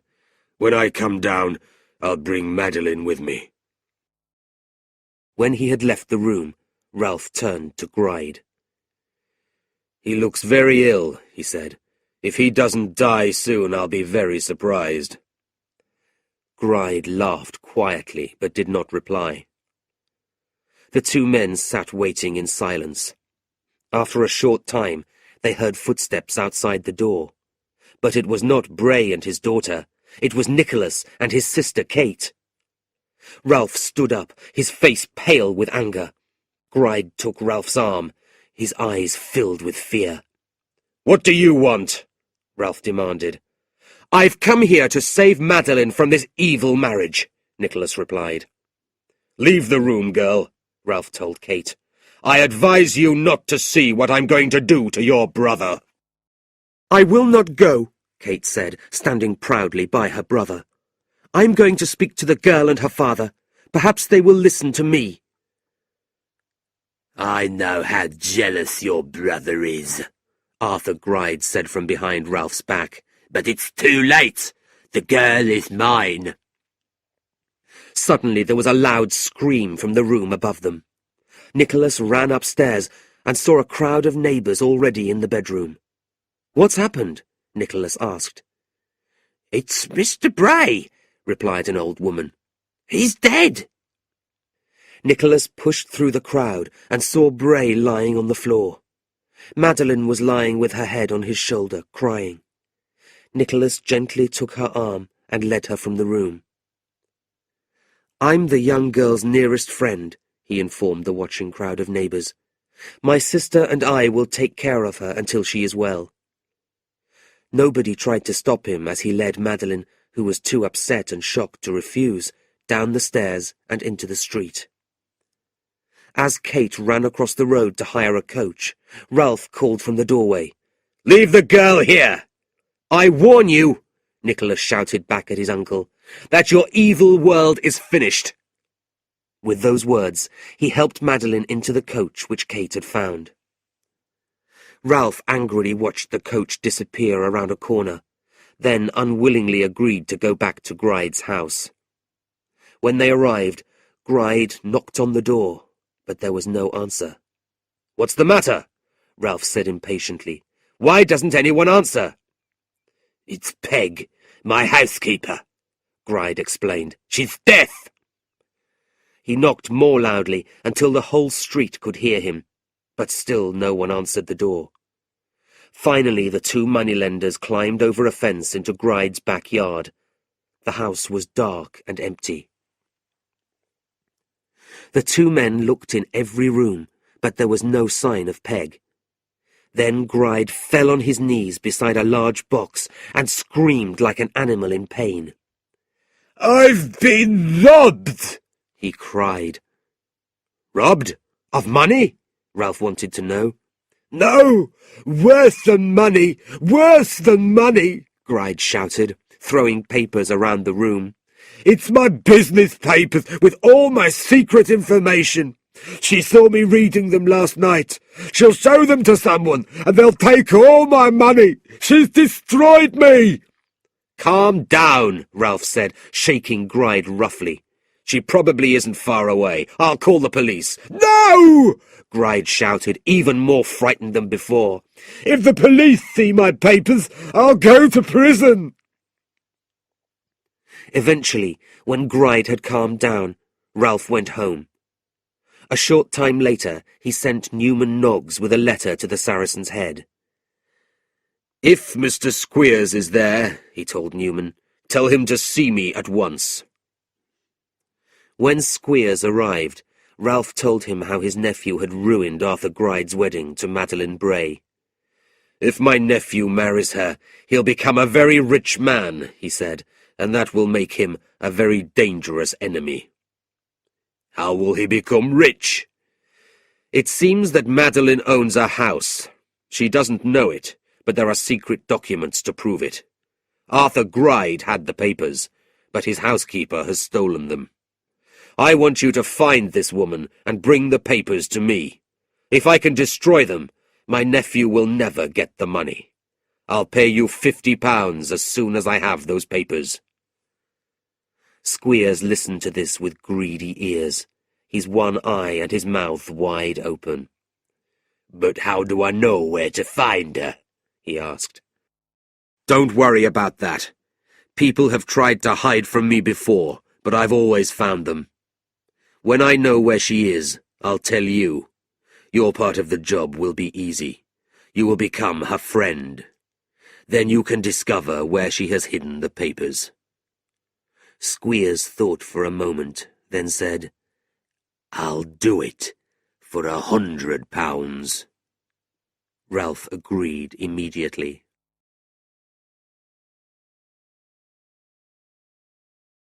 Chapter 12. Poor Smike. "I saw him, over there behind the trees. It was the man who took me to that horrible school years ago." Madeline was now living with the Nicklebys in their cottage, but the shock of her father's death had made her very ill. While she stayed in bed, Kate took care of her, and by the time Madeline's health improved, she and Kate had become good friends. These were proud times for Mrs. Nickleby. She noticed that Frank Cheeryble often came to the cottage with Nicholas after work. She was sure that he was interested in Kate, and began to dream of a wonderful wedding for her daughter. When she told Nicholas about Frank's interest in Kate, Nicholas was surprised, but he was also secretly relieved. He had been afraid that Frank was also in love with Madeline. He liked Frank a lot, and he was glad that they would not have to become enemies. However, Nicholas became increasingly worried about Smike, who had become very ill.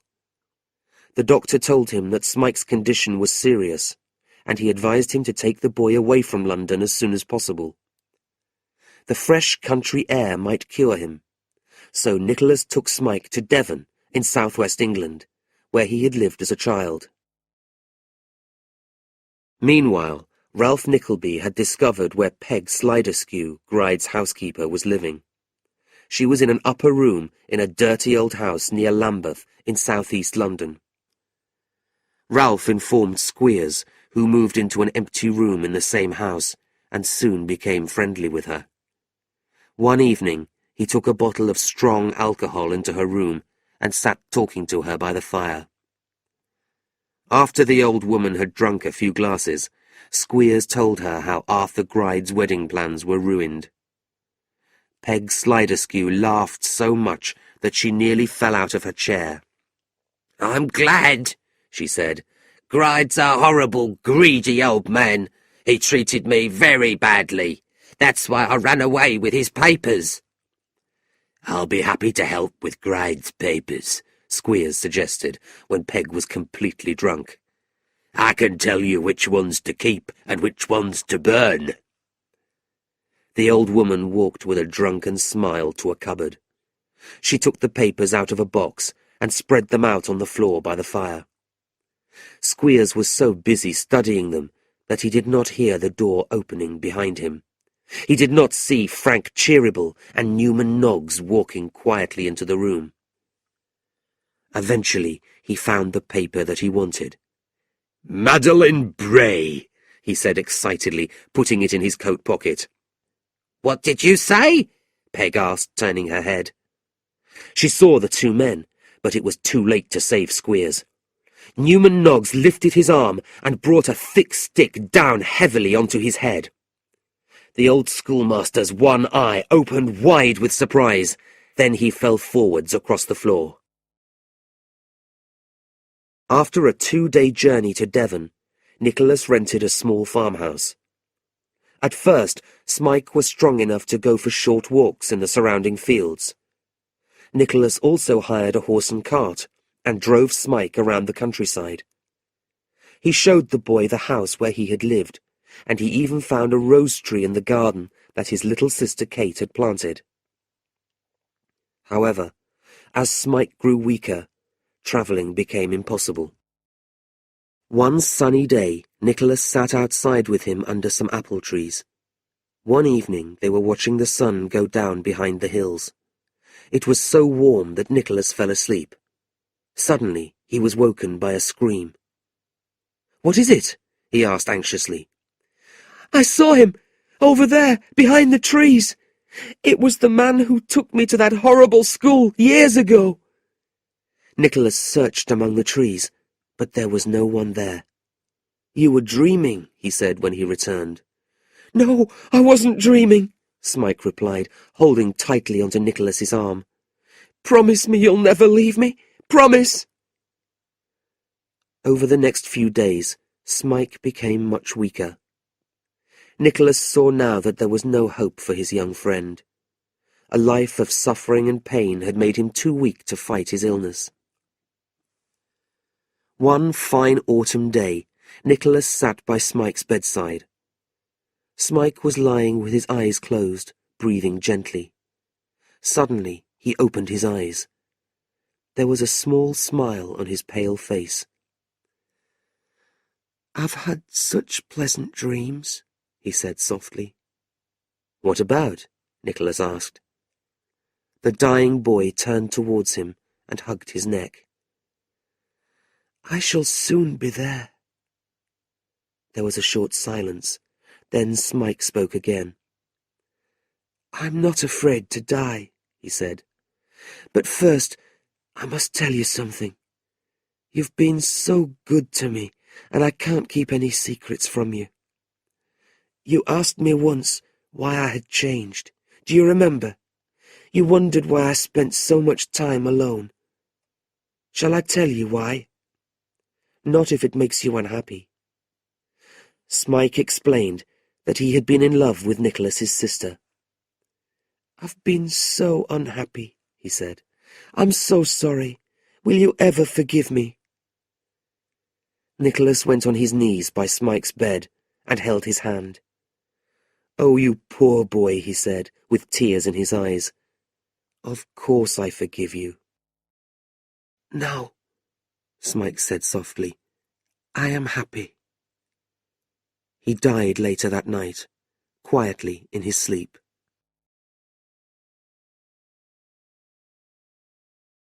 Chapter 13. Ralph's final defeat. What good was all his money now? He had murdered his own child. Ralph sat alone in his room and stared at his untouched breakfast. He had a strange feeling that something was wrong. It was nearly midday, and Newman Noggs had still not come to work. He sent his housekeeper to Noggs's home to find him. "He's not there," she informed him when she returned. "He hasn't been home all night, and no one knows where he is. But there's a gentleman waiting for you downstairs." Ralph went downstairs, where Charles Cheeryble was waiting to speak to him. Ralph refused to speak to him and sent him away at once. Then he put on his hat and coat and went to visit Snawley. But Snawley's wife angrily refused to let him see her husband. "He's in so much trouble because of you," she said, and shut the door in his face. Next, Ralph went to the Saracen's Head for news about Squeers, but nobody had seen him for 10 days. He decided to visit the house in Lambeth where Squeers and Peg Sliderskew were staying, but he found the 2 rooms empty. He eventually discovered from a neighbour that a one-eyed man and a drunken old woman had been carried away from the building by 2 men the night before. "They've been caught by the police," Ralph thought. "I must tell Arthur Gride at once." Arthur Gride, however, did not want to speak to him. "Go away," he called from an upstairs window. "It isn't safe." "Come down and open the door," Ralph demanded, but without success. Gride closed the upstairs window, and there was silence inside the house. "This is mad," Ralph said to himself. "Nobody wants to talk to me. I must find out what's happening." Unwillingly, he decided to visit the Cheeryble brothers. "Which of you visited me this morning?" Ralph asked, looking from one man to the other, unable to tell the difference. "It was my brother," said Brother Ned. Without waiting for an invitation, Ralph sat down and crossed his legs. "Now, gentlemen, what do you wish to say?" Ned rang a bell, and Newman Noggs walked into the room. "What are you doing here?" Ralph asked, with a scornful smile. "I'm here because I hate the cruel way that you treat honest people," Noggs replied. "You enjoy making innocent people suffer. I've seen how you've treated your own family.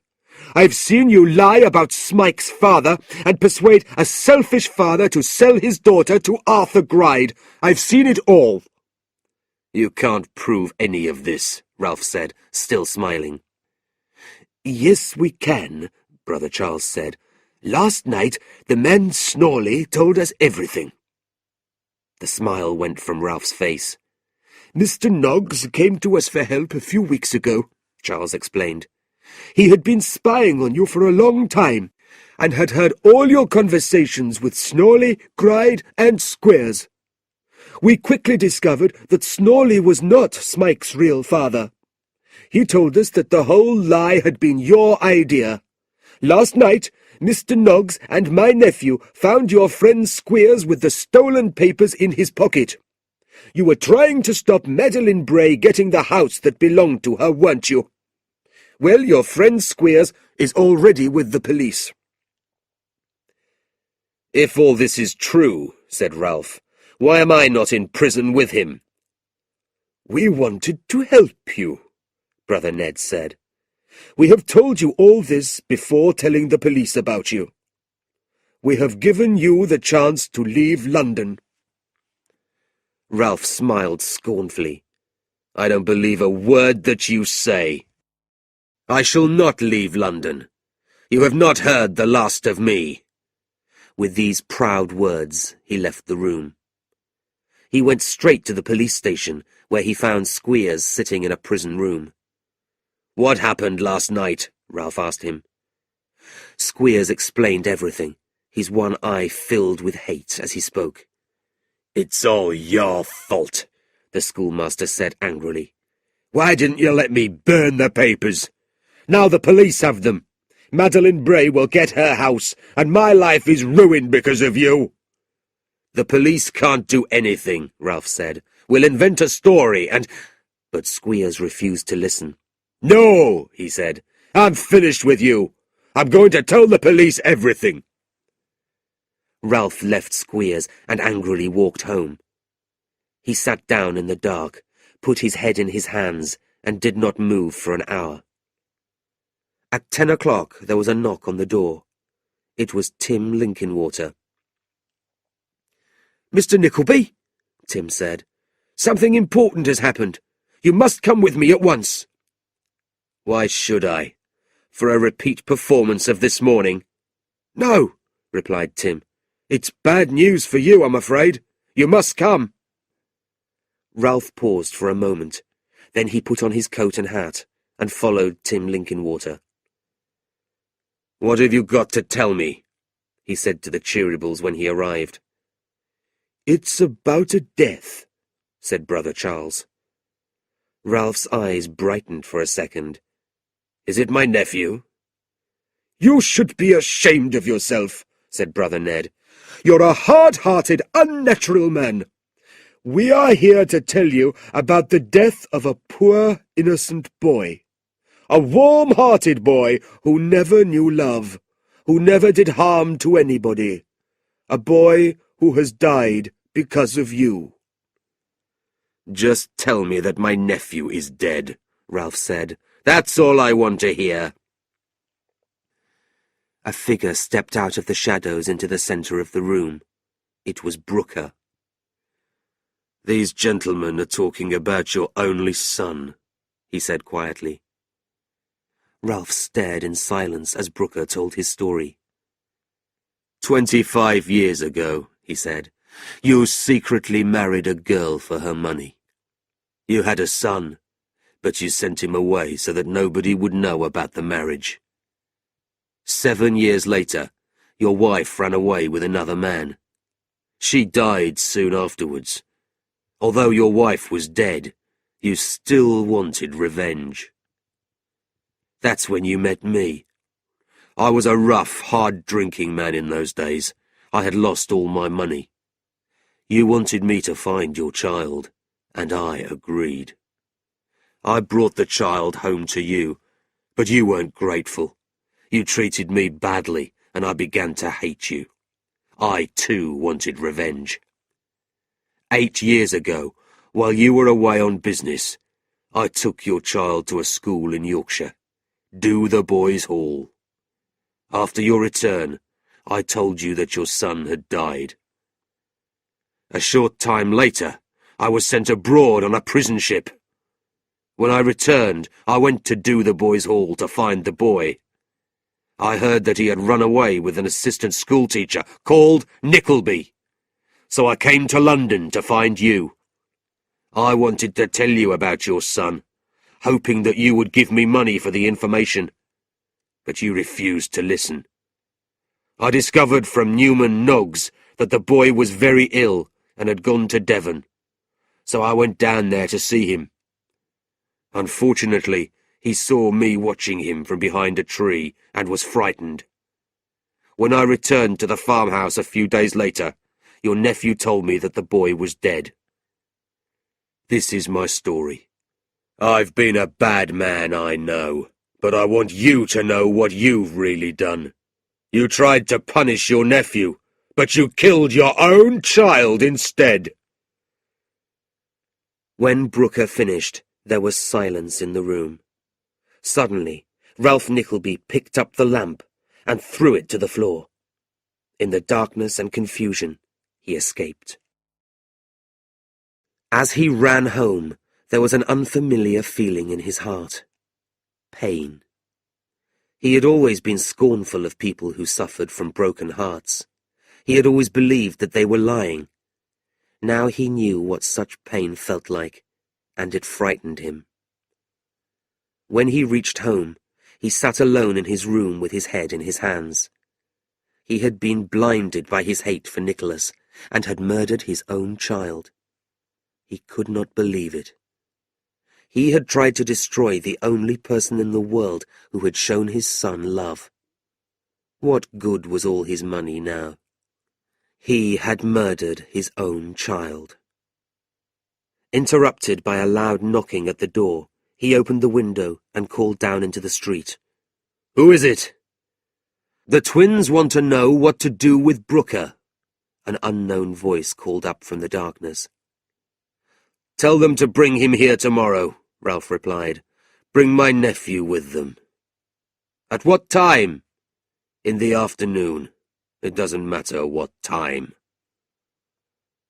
Ralph closed the window and returned to his chair. A church bell struck 1 o'clock. Rain began to fall. The glass in the window shook in the wind. "My nephew was right," Ralph said quietly to himself. "It's the end." Chapter 14. Happiness at Last. Nicholas's happiness was complete. He was with all the people that he loved.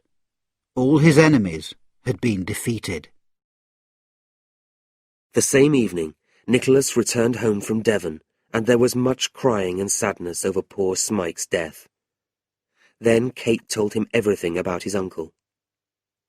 The next day, The Cheeryble brothers, Brooker and Nicholas, arrived at Ralph Nickleby's house. Although they knocked loudly on the door, there was no answer. Soon, a large group of neighbours were standing outside the house. One man climbed through a window at the back and let everybody in. They searched every room, but there was no sign of Ralph.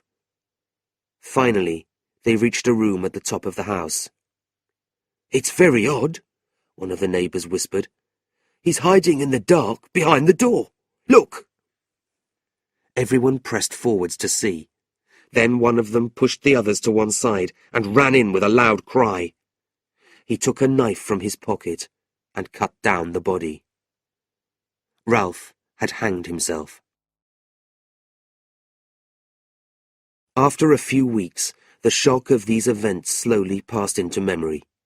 Madeline got better and moved in with the Cheeryble brothers, who treated her like a daughter. Kate was sad to see her friend leave, but Nicholas was relieved. He did not want anyone to know that he was in love with Madeline. One day, the Cheerybles invited Nicholas, Kate, Mrs. Nickleby, and Miss La Creevy to dinner. When they arrived, Brother Charles took Kate by the arm. "Have you seen Madeline, my dear?" he said, "since she left your house?" "No, sir," Kate replied, "not once. I've only received one letter from her. I expect that she'll soon forget all about me." "Well, if you go into that room," Charles said, "there's a letter from her for you on the table." When Kate had gone, Charles asked Nicholas to follow him into his private room. Nicholas was surprised to see Frank Cheeryble. "I thought you'd gone abroad again," Nicholas said. Charles watched with a big smile while the two young men shook hands. "I'm glad," he said. "I want you two to be good friends." He then showed Nicholas a copy of Madeline's grandfather's will. Nicholas read until he reached the line, "Madeline Bray will receive a house valued at £12,000 when she gets married." He did not know what to say. Charles turned to Frank. "My brother and I love Madeline very much. You saved this will from the fire, and we would be very happy if you married this girl. What do you say?" "No, I can't," Frank said. "She's in love with a man who deserves her more than me. I love another woman." "Mr. Nickleby's sister?" Charles asked with amusement. While Frank was trying to think of a reply, Charles took Nicholas's hand with a warm smile. "I know that Madeline loves you, Mr. Nickleby, and my brother and I are very happy. We are equally happy with Frank's choice of wife. Would you, sir, allow him to marry your sister?" At that moment, the door opened and Brother Ned came in with Mrs. Nickleby, Kate, and Madeline. "Did you find the letter?" Charles asked, taking Kate's hand. "Or did you find Madeline herself?" Everybody started laughing, shaking hands, hugging and kissing each other. Little Miss La Creevy sat in a window seat and cried with happiness. Tim Linkinwater, who had known Miss La Creevy for a long time, put his arm around her shoulders. When Newman Noggs arrived, Nicholas's happiness was complete. He was with all the people that he loved. All his enemies had been defeated. Dinner that night was probably one of the happiest dinners in history. Nicholas wanted to share his happiness with everybody, so a few days later he travelled to Yorkshire to see John Browdie and his wife Tilda. They were excited to see him. Tilda prepared an enormous breakfast, and they sat around the table in the warm kitchen talking.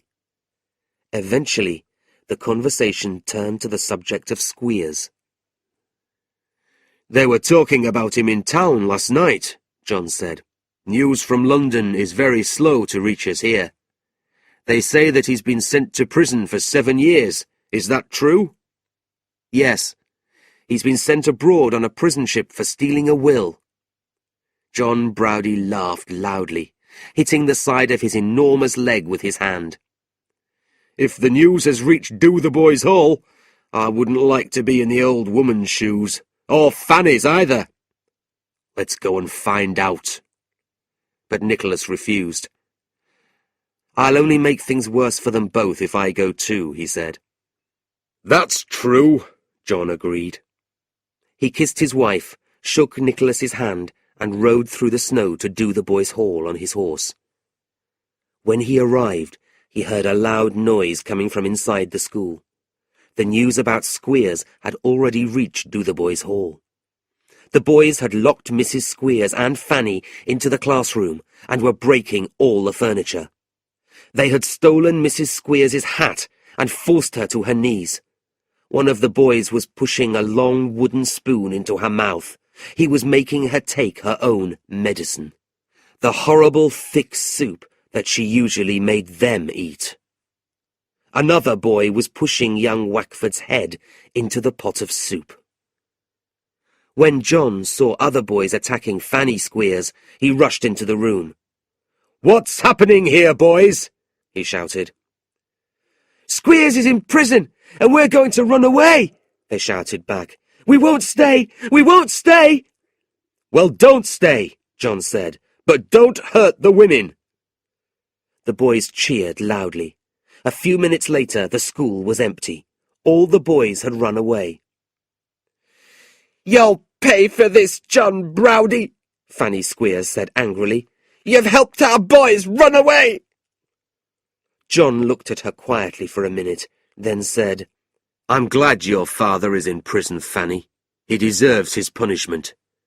But if you need a friend, don't forget Tilda and me. We'll be glad to help you if we can." With those words, he hurried back to his wife and Nicholas. For the next few days, the countryside was filled with boys. John and his wife helped as many as they could. They gave them food and money. Some boys were found crying under trees in the snow. One poor child was found dead beside the road, frozen to death. But soon, most of the boys had returned to their families. Dotheboys Hall became just a dark and painful memory. Nicholas and Madeline married a few months later. On the same day, Kate Nickleby became Mrs. Frank Cheeryble. Then, Miss La Creevy married Tim Linkinwater in secret. Nicholas put the money that he received from Madeline into the Cheeryble Brothers business, which became known as Cheeryble and Nickleby. The brothers stopped working and were free to enjoy the happiness that they had given everyone else. Ralph Nickleby had not left a will, but nobody wanted to touch his money, so eventually the government took it all. His money, the most important thing in his life, had made no one happy. As soon as he became rich, Nicholas bought his father's old house in Devon. As the years passed, he and Madeline had several children. Kate and Frank Cheeryble also had children. They moved into a house not far away, and the two families spent many happy times together. Mrs. Nickleby sometimes lived with her son, sometimes with her daughter. A quiet, grey-haired gentleman lived in a little cottage near Nicholas's house. His main pleasure in life was playing with the children. The children all loved dear old Newman Noggs.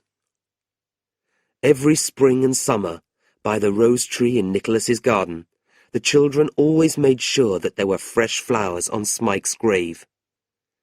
Although they had never known him, they spoke about him softly, with tears in their eyes. They knew that he had once been their father's only friend.